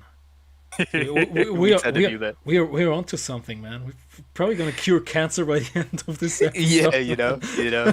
But I mean, and then again, that's because great work, great art will, and I consider movies art, even if I think some of them are shitty. And so, this is how far you can go, even if you start with just talking about Predator. Yeah. I absolutely didn't anticipate this going to this direction. It's yeah, I believe it. Yeah, neither did I. yeah. And I Okay. mean, I've never said these things out loud before, but the movie is helping me to frame it in a different way, and that's why I love it so much, because it's the same way that you're talking about that. For you, I don't think it's nostalgia. Like, you see it as a present day thing, but the way you described America, for me, would be a point of nostalgia. I didn't live in that era, but for me, I consider it nostalgia that I haven't lived, and it's like, yeah, I know how great America could be, and it's not what it once was, and we're doing more harm to ourselves and each other than any previous generation. But these movies bring me back, and to the point where I watch a lot of movies, or maybe not a lot, but I've seen some of the new stuff coming out. Like I said, I just hung out with my sister. We saw Suicide Squad yesterday. Yeah. So I'm definitely somewhat current, but the movies that I watch on a regular basis, I just repeat watch my favorite movies, and it's like the original Mission Impossible. It'll be Die Hard. It'll be The Predator. It'll be Heat. So Dude, three things in the stream always happen. I talk about Hitler, I talk about Heat, I talk about James Cameron. That's it. there you go. Oh And my it's God. like, I would rather rewatch Demolition Man than pay to see a new movie. Hell yeah. Because, and even though it's like, some of these movies, I might even know some of the lines and everything, and I know what's gonna happen. Kind of like I was telling you with Predator earlier. It's like, I know what's gonna happen, but I'm still suspended in the belief, like, all right, maybe they'll do it different this time. Yeah. Absolutely absurd, but there's a part of me that's like, nah, maybe he's gonna make it, and it's like, oh no, I forgot. Yeah, absolutely. I think that's just a testimony of how good this movie is. Absolutely. It is. Hey, man. Yeah, so I'm impressed. I couldn't tell you what's so magical about it besides all the things that we've already listed. So there's a reason why it hasn't been duplicated. And you just reminded me that John McTiernan did The 13th Warrior, and Yeah, I gotta look at his filmography. Yeah, I know that we know this. You, me, Rich, Alex. We all know this movie for a reason. And now retroactively looking at it, it's like, yeah, no shit, this was directed by John McTiernan. Yeah, exactly. It's like it's one of those movies. Like, of course he did, right? Yeah, and then think about it, like his home filmography, based off those three movies alone. I'm trying to remember what else he did, but those are movies that will never be done again. Yeah, it's like one more. If I think about it, it's like a Hunt for Red October. Yeah, you brought that up earlier. Yeah, I just don't yeah. remember it as well as you may. But like, there will never be another 13th Warrior. There will Absolutely. never be another Predator, to the point where they've actually made sequels and none of them resemble the original. Not the tone. The only thing that stays the same is actually not even the alien stays the Yes. same. He evolves and he has different weapons and he has pets. Mhm. And so actually last week I saw, apparently there's a new version where the Predators have an island or a planet, and they teleport fighters to their planet so they can hunt them as a team. And I'm just like, wait, what? So I watched that. It's totally different. Totally different. But it's supposedly the same thing, and it's like, no, they can't match the energy. You know what I was Maybe. What's up? What I mistakenly believed all the time. I mistakenly believed it for months until I just recently found out. Was that I don't know if you're familiar with The Last of the Mohicans or Mohicans. How you pronounce it. No, I never saw it. I always thought this must be like a John McTiernan movie, and no, it was actually Michael Mann. And I was like, okay, really? one of those two guys. It's those two directors. I would definitely like to mention one sentence. Both of them very. I would say that they'll probably get along very well in real life. As weird as it sounds, but I can't believe it. I believe they have the same core. I might be completely wrong, but they are like brothers when it comes to making movies. They have doing a lot of things very similar. Yeah. Okay, so not to be distracted, but let me go back to what you just said, which is, Sure. yes, that's yeah. They must be friends, and if they're not friends, that would be a surprise to me. Or at least fans of each other. I'm looking at the filmography now, I've probably seen maybe a third of these movies. But he did a movie with Arnold Schwarzenegger that I really like, but I haven't seen it in like 20 years. I'm trying to find a way to find it. He did The Last Action Hero. Ooh.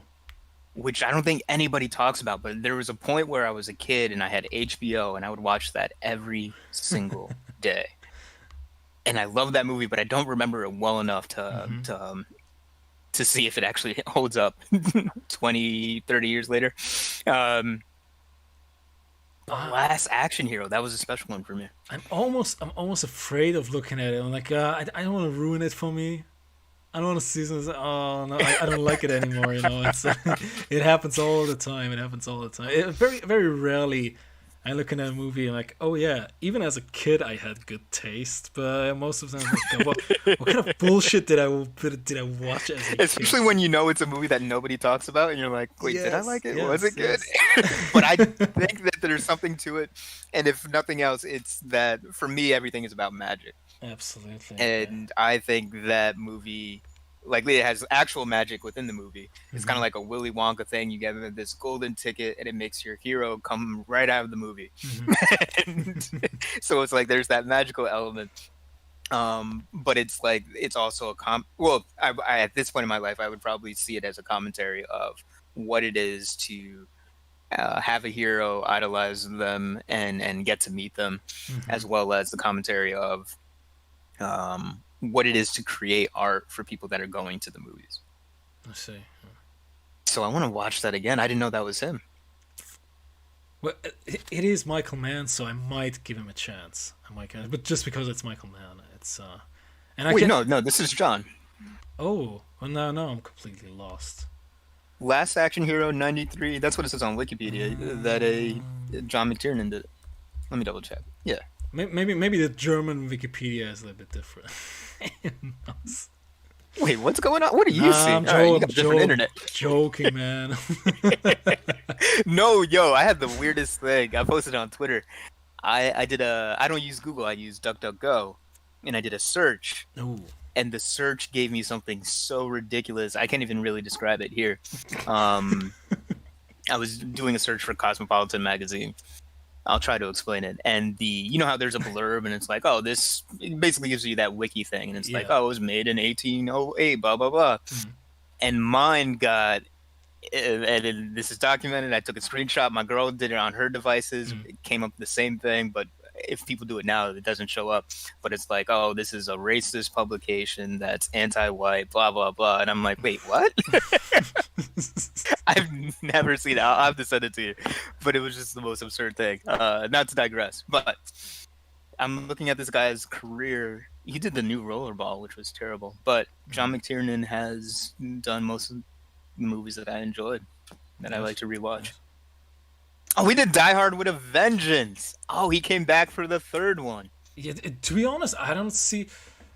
Yeah, if I had to rank, I would say 1, 3, 2, definitely. But if I wouldn't know, I would probably thought he also did the second one. It's almost the second one is almost like shot for shot the first one, just in a different setting. So I could see that. But that's interesting. The second one doesn't get enough credit.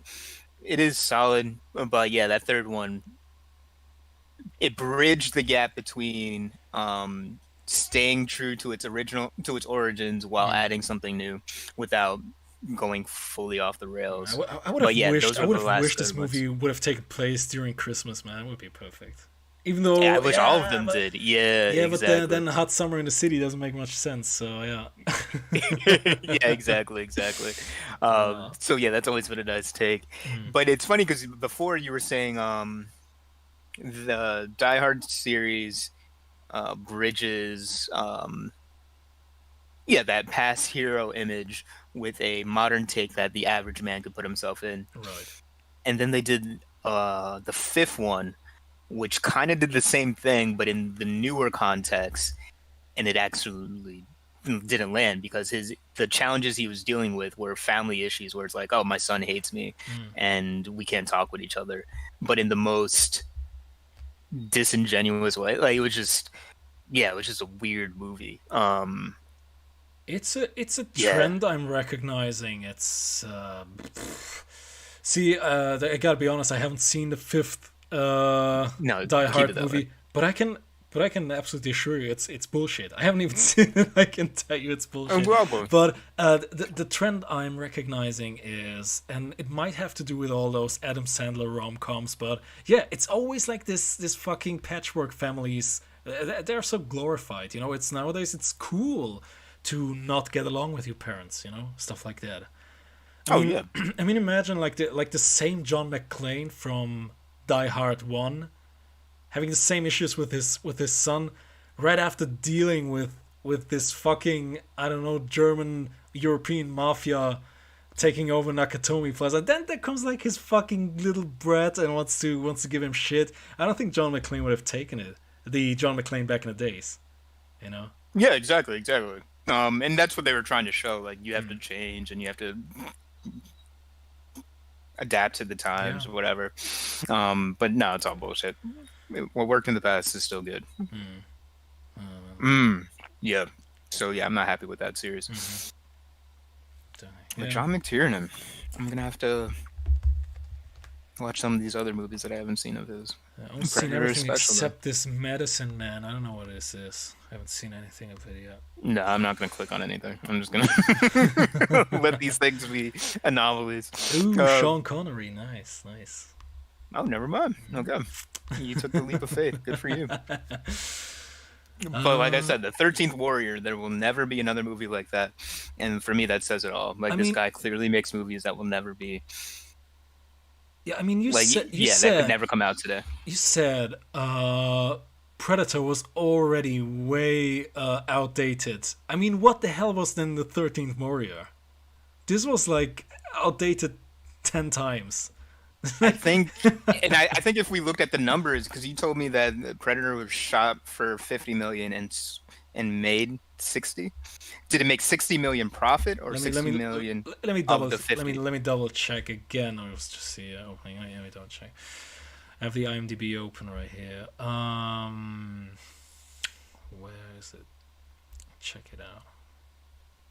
Box office. Budget 50 million, gross 60 million US only, and gross worldwide 100 million. It is relatively Okay, so- a flop. Yeah. Yeah, to me it would be just because the numbers, but that's a lot better than just making 10 million. All right, cool. Oh Jesus, the 13th Warrior was a complete disaster. The budget, Of course it was. The I know budget, that. but the budget was 160 million, and Really? worldwide gross 60 million only. So it was a total flop of 100 million, and I believe that was John McTiernan's last relatively good movie. Yeah. Yeah, no, I mean it's a perfect movie. I've seen it way too many times, but it's one of those movies where like 5 people have seen it, and I don't think Antonio Banderas was even one of them. Like, it's just, it is what it is. Like, the only people that like that movie are the 5 people that saw it, and it's just like, whoa. I didn't know it existed until like a couple years ago. Yeah. It's such Man, oh my god. Ouch. That hurts, man. That hurts. it is. I'm glad they still kept on giving him chances after that, but yeah, it says a lot about us. I think his career reflects where society is versus where it needs to be. Definitely, he was basically born in the wrong time. I Yeah. agree. Yeah. Yeah. Oh man, for me, But, that is a but it's very crazy that interesting- a guy who was born in the 50s, like so many other directors, I think Spielberg is even older than him. Yeah, so many of them went with modern times. John McTiernan stayed like kind of like a fossil. Yeah, of course he died. He didn't adapt.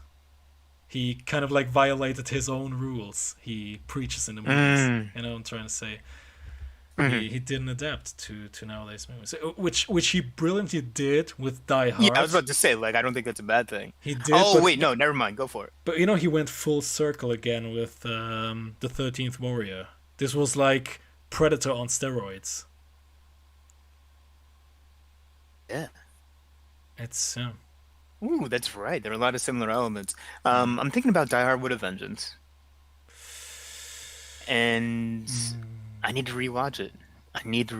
I wonder what the themes that I'm forgetting that might be part of it. Is that I'd say Die I just Hard. remember I'd liking say it though. Die Hard 1, Die Hard 2. I'm counting them in because it says for me it's a trilogy, whatever. I know the second one is not by him. They're both like. They both have the core of, yeah, he's having problem with his marriage. In the third movie, John McTiernan already goes into the other direction because it isn't even an issue. John McClane is just like some guy swallowing aspirin and like, yeah, let's fuck the bad guy up. He's not even a character anymore, you know. While in the first and second movies he's still kind of a character, kind of a relatable character. In the third movie he's just like, yeah, let's blow shit up, you know. Because the core has been taken away. The core has been his relationship to his wife, which, as for me, has been re-established or has been, you know, made great again right after the first movie. He kind of reconnected with his wife by being an action hero. I'm gonna ask this: do you know when the Lethal Weapon movies started coming out? Probably Because Die Hard 3 early makes 90s, me think of. early 90s. But even well, that hairstyle from Mel Gibson was so 80s. It has to be. Yeah, I want to say like the last one was probably like 89, or the first one was probably 89. But I'm gonna say this, which is, oh, cool. So, Die Hard 3 makes me think of John McClane as like the Danny Glover character, which is like, I'm getting too old for this. Because I remember, what I vividly remember is the first scene, and I don't know if he's doing it as an act or if like he is somewhat defeated as a man at the beginning of the movie. Because he's on the street side, he's wearing that sign, but I think he's just having a rough go in his life, and I'm trying to remember if I'm making that up or if it's true. You're talking about the third movie, right? Yes. Yeah. That's a little bit what is like. See, the movie's trying to tell the same story it already did 2 movies ago. It doesn't make sense. He's like having a midlife crisis. A guy like him, midlife crisis. A guy like him wouldn't have a midlife crisis after fucking saving the Nakatomi Tower and afterwards saving a whole airport. What kind of midlife crisis do you have afterwards, you know? Exactly. So that's the way I remember it. It's fun for a lot of different reasons. Sure. It doesn't scream at me. And I remember they did that movie White House Down, and it made me think of Die Hard 3. And I remember people were saying, oh, this is the Die Hard movie that we should have had. This should have been Die Hard 4. They were calling White House Down that. But at the same time, yeah, I don't think that character aged well. In fact, they just let him age on screen and turned him into a caricature of himself. Fucking hermit at the end, yeah. It's if I remember it correctly, anyway. I believe I have seen the 4th movie, and that was it for me. I was like, I'm done with this shit, man. It's yeah. Sometimes you just have to think. Just have to let things die. I'm okay with Die Hard being a trilogy, but afterwards, exactly. It's the same with Terminator, with Alien. It's all the same, yeah. And here's my thing: all these movies that are ending up as sequel. I wonder if I've ever told you this. They would have been fine if they didn't attach it to the property. So if you did Die Hard 4 as just a regular movie, I would have appreciated it more than saying this is John McClane in a new adventure.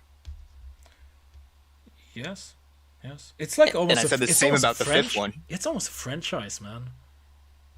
You know, it's like because it is, but I mean that's why like they got to stop thinking about it like. And I've said this about a lot of movies. I even said it about all the big titles like the Christopher Nolan Batman series. What if they did this, but took out Batman and just made it movies about terrorism? And then it's like, whoa. I mean, that would be inventive. It would be original. It would be... Because, I mean, that's when I see those movies, all I think about is the terrorism. And I'm like, this is... it's terrible. This is really good terrorism. Because it's like, wow, this is... In fact, I think in some cases it might even be predictive, and I think we're going to be dealing with some of that stuff very soon. I don't know where in the world, but I think it's going to happen. Maybe Afghanistan is an example of the Bane version. The third one. I see. So, damn, I hate being right about certain things. No, you're not, man. It's just this is my first time thinking about it out loud, and I'm like, wait a second. Oh, it looks like Papu dropped out of the call. I'm trying to reconnect him. What a bad time. You know, just bad to have a good time, but yeah. I think it's gonna drop right back. It happens all the time. Some kind of unstable internet connection we have here. It goes all the way from Germany to the US. Almost impossible to maintain like this perfect thing, but yeah, it's Red Smoke after all. Everybody is. If everyone is still like as a. Oh, he's back. Yeah, he's back. I was just about to have a very creepy monologue on my own. Oh no, I'm glad. Yeah, it's just terrible connection, but No, I got it's it okay. now. It's okay.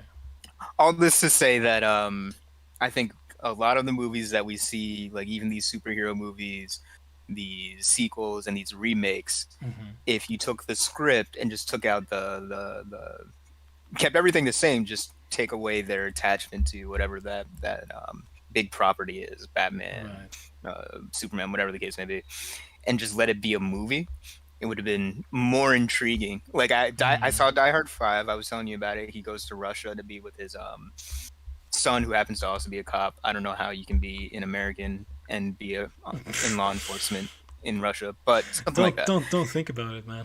Don't think about it. But I was like, oh, this would have been a better independent movie where it's small, quieter, there is no action, and it's just a dad trying to reconnect with his son that he's been estranged from for maybe 10, 15 years.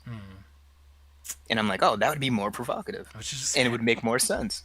I just had and I would still watch it. They just had to put the John McClane stamp on the movie, you know. I mean, okay, like take Bruce Willis. It doesn't look like he wants to do any movies now, but yeah, just take him. Just don't take the John McClane name. Yeah. And then, I mean, they're doing it for money reasons, so sure. I want to say that it makes sense for them, but at the same time, people that are in the industry, we know, like, these movies, like, the industry is not sustainable. And you and I have kind of talked about it before, and I've told you my theory about Netflix being porn. So we know that the same way you can hop on the internet and watch some video, some gangbang, whatever, is the same way you can go on Netflix and watch some useless shit, and it's practically free. You either share someone's password or you pay like $5 or whatever. So it's like entertainment is so easy to consume, yet it's so hard to make. And we're talking about the numbers for John McTiernan's movies, but those numbers are reflective of probably the vast majority of movies that come out every year. So it's like this industry isn't sustainable the way that they're doing it anyway. It's like almost a bubble that is about to pop. It's you have no idea how often I need to think about this theory of yours, which to me personally is not a theory anymore. Is Netflix equals porn? Nice one. I can't stop thinking about it since the first time we brought it up. It's so. It would actually be. Or I was thinking about actually using this argument against you when you said movies shouldn't be longer than 90 minutes. I'm like, yeah, because of the attention span and all this stuff. I'm like, no, I'm not going to use your own words against you, but I think you see where I'm trying to get there. Of course. No, absolutely. Of course. Wow, that's interesting. Of course, 90 minutes is okay. I'm just like, yeah, obviously everything is turned into a series now. I just watch one episode of that, and I'm watching 2 episodes of the other show, stuff like that. You know, yeah, so maybe I would actually feed that world. Yeah, and at least you would appreciate the nuance, because what I'm getting at is some writers and directors, they're doing too much, and if they could show not tell, which is why it's a visual medium. So if they actually lived up to the tenets of the medium, most of these movies could be shortened with better cinematography. And it's just that's my point, but you're absolutely right. It would feed into that porn world. Oh my gosh. Well, would you say porn is show don't tell?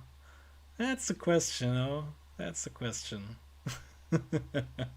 Oh my gosh! Wait, now I'm thinking about that in different ways. I'm not even sure what I'm up to here right now. Neither am I. So we'll tread lightly. Dude, but it's porn. No, you have a point. you know. Porn, which is why OnlyFans made what 20 billion last year. Yeah. Porn.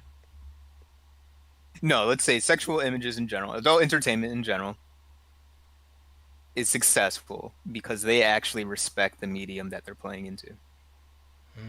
What a hot take we have here, man. So, Dude, if you entertainment don't, directors are better than Hollywood projectors. if you don't tweet this, man, I'm tweeting it. It's like, oh my god. But damn, no, I mean, damn. I hate to say that, but especially, I don't know how much I want to say. All right, no, I'm just gonna be real with it. So, for those of us that have worked in adult entertainment in terms of creating content, like myself, where the amount of thoughtfulness that goes into what was created,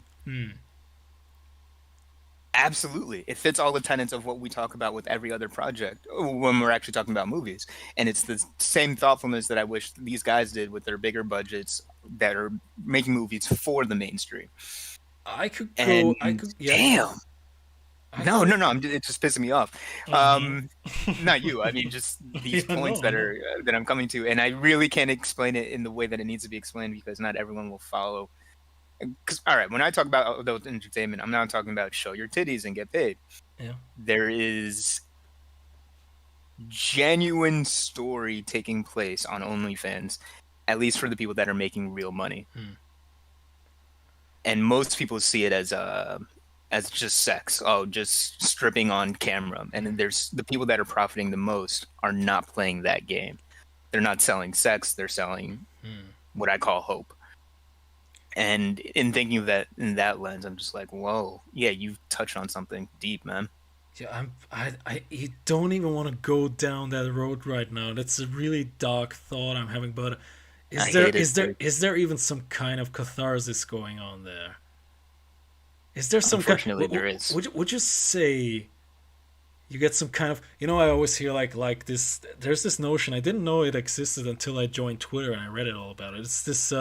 It's this post-nut clarity, where afterwards you feel like, oh my god, this was all just a dream, basically. You know, you said people sell hope and all this stuff. Then you bust your nut, and they're like, oh no, that's actually just a dream.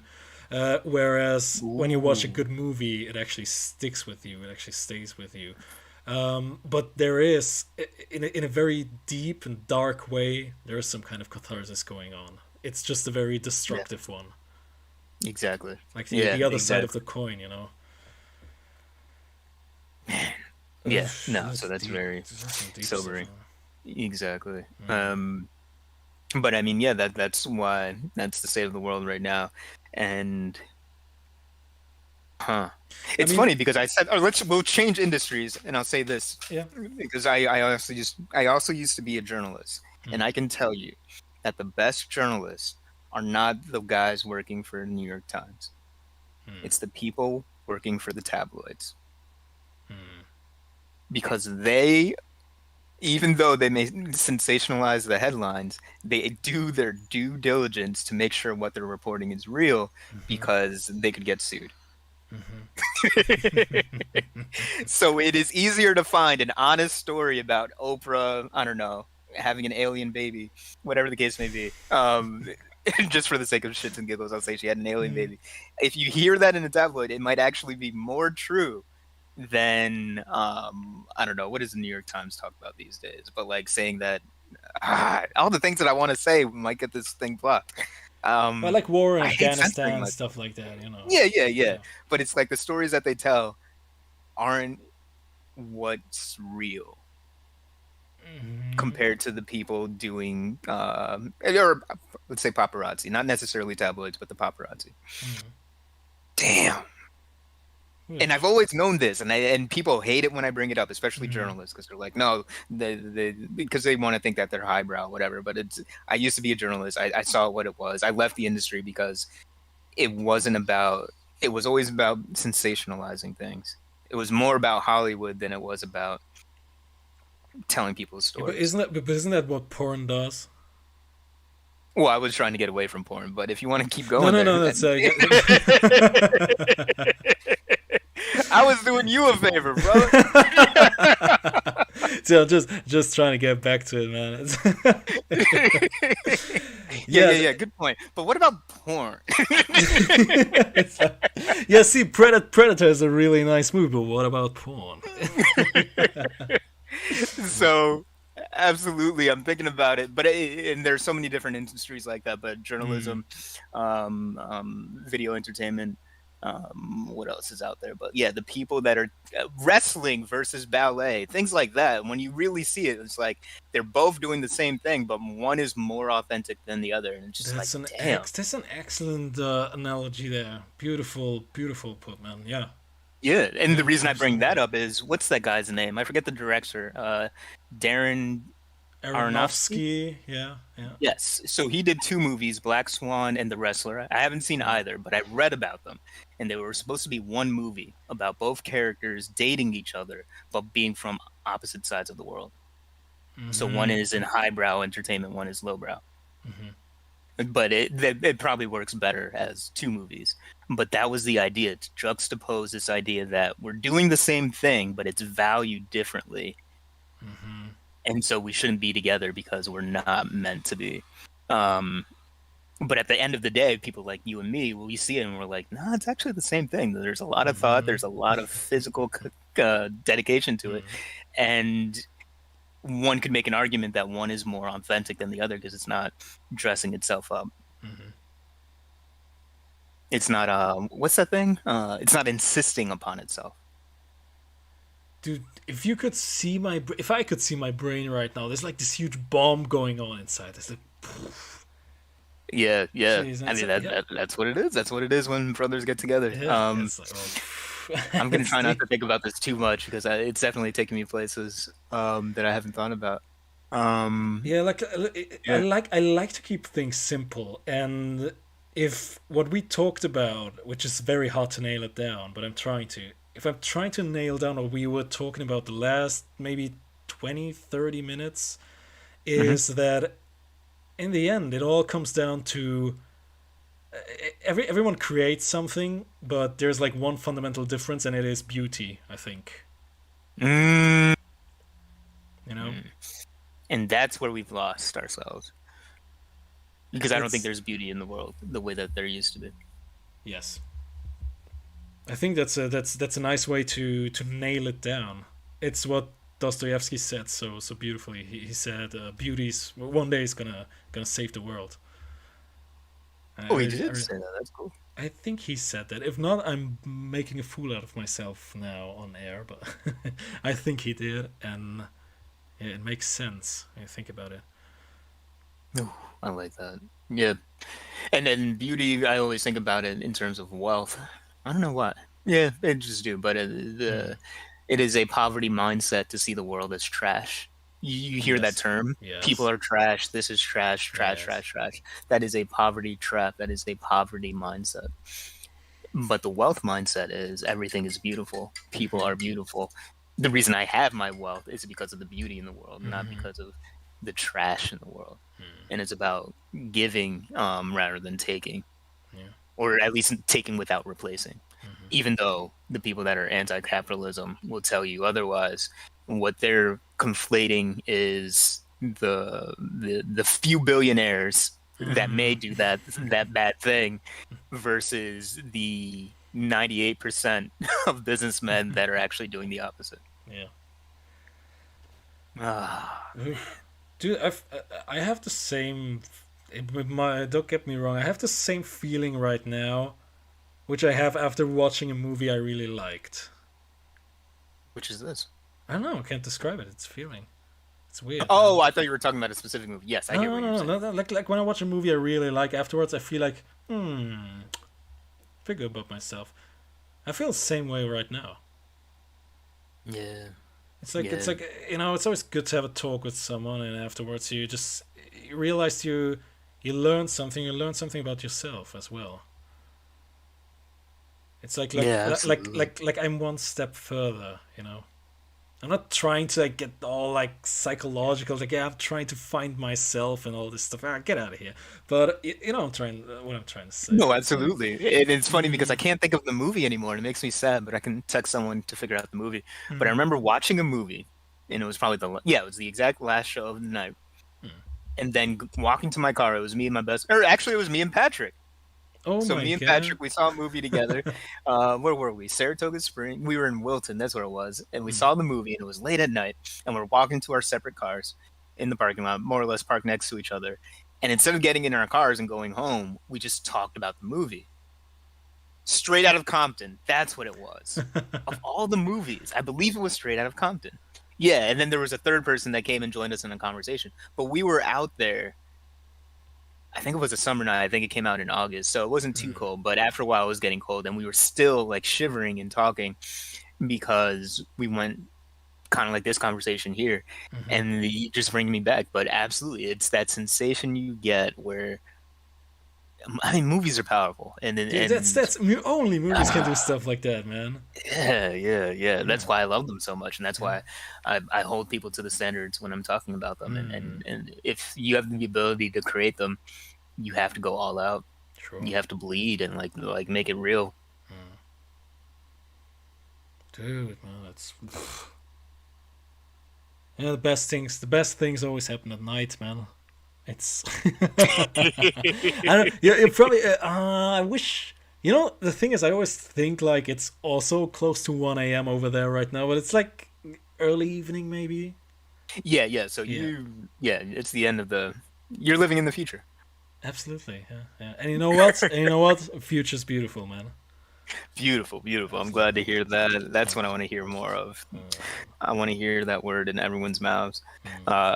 So absolutely, this is a great place to wrap it up. We don't have to push it, but it is nice that for once we get to have one of these conversations and it's recorded. Yes, the last time we had one, and I was really like, kind of wish someone would have been able to eavesdrop. I mean, they were. We just got to call the FBI or the CIA to get the tape. Yeah. I went full. Talked about Predator. We talked about catharsis in porn. We talked about. I learned that John McTiernan went to jail for saying "fuck you" to the FBI. I gotta look. That's a story I want to look up. And what I want to do is like make like kind of snippets out of this show, and then just make people question how the fuck did they get to this point? Like just thinking about what kind of thoughts they have, how did they get to this point? Yeah, this is one I'm definitely. I mean, I listen to all of them, but yeah, re-listening to this is gonna be interesting because I haven't been taking notes, but I will definitely take notes the next time I hear this. But beauty is one day gonna save the world. You could retitle it. Dude, if you start to hang out here in Red Smoke more often, there's just gonna be a most poetic episodes every week. You know that, right? Yeah, it's kind of dangerous, and I'm trying to stay away from it. That's why I was like, all right, I've almost made it last week's episode, but I'm glad I didn't. I mean, yeah, I'm really glad that I got to just sit and listen to you and Jason live. That was poetic. Yeah, I hope you had a good time. Thank you for doing this. Yeah. I'm glad Jason had the time to do it. It was a complete different viewpoint on movies. When we two communicate, we have our own language when we speak. When I talk to Jason, it's something completely different again. He's like the way, what kind of things he's focused on. It's completely. I'm telling you, man, the whole world needs to pay attention to Jason. If you aren't already following him on Twitter, figure that out. Mystic Wolf. I don't know if it's spelled properly, but find him. That dude is special. I'm actually moving to Texas to do more work with him. He's one of my favorite people right now, for sure. Oh, you got it's a small list, but he's up there. You got some good folks there in Texas, man. I'm tempted to come as well. Yeah. No, and I hope you get to. I know we wanted to get Jay on this episode, so I hope you find the right film Yeah, Braveheart. Yes. If you haven't talked about Braveheart, I would propose you reach out to him about that. Excellent choice. I was actually thinking about this. Yeah, I know he's busy today. That dude so quotes that movie so much. I didn't realize how much I remember quotes from that movie until I met Jake. Because I was like, I've never heard that expression except for in the movie Braveheart. What does that mean? And he was like, it's from the movie Braveheart. And I was like, oh, okay. Actual conversation we had one time.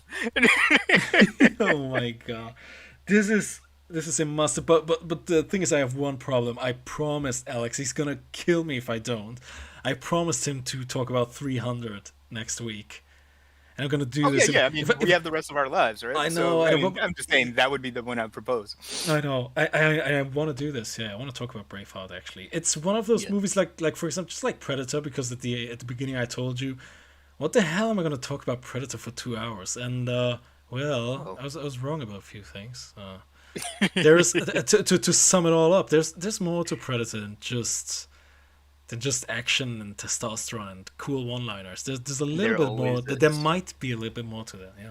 There always is. And even when we were talking about Pretty Woman, like there has never been a movie, maybe not never, but virtually no movie that I've seen that didn't have something I could take out of it and squeeze out of it that gave me a greater understanding of myself or the world.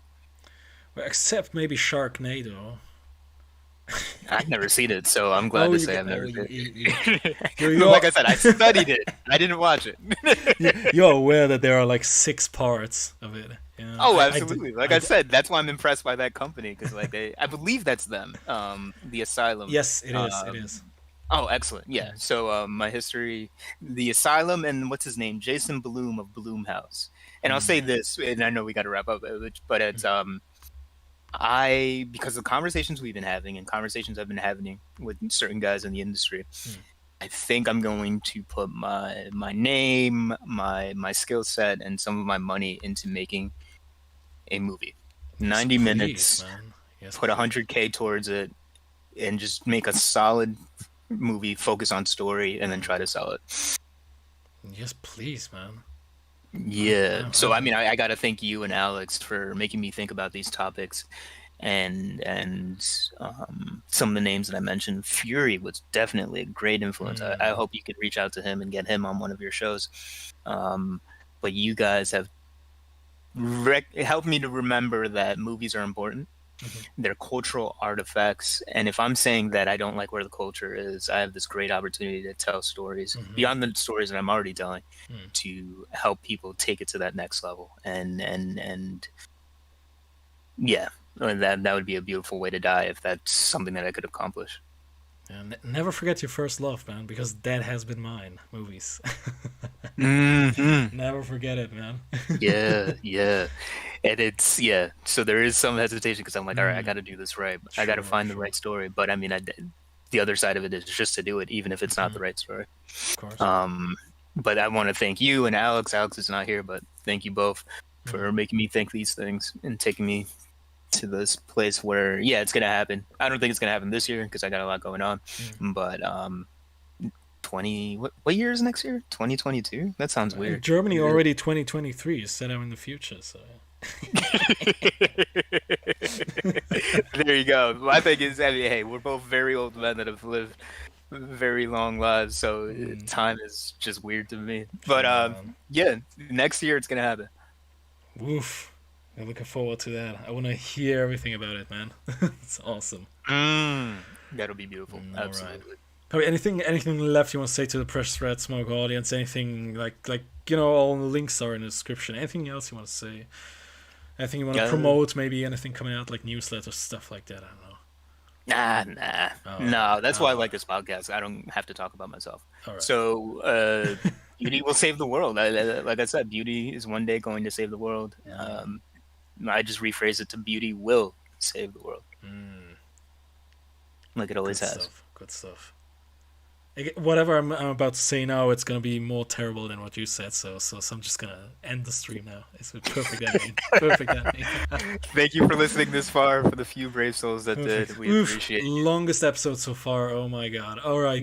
Good night, everyone, or good evening, wherever you are, and see you all next week.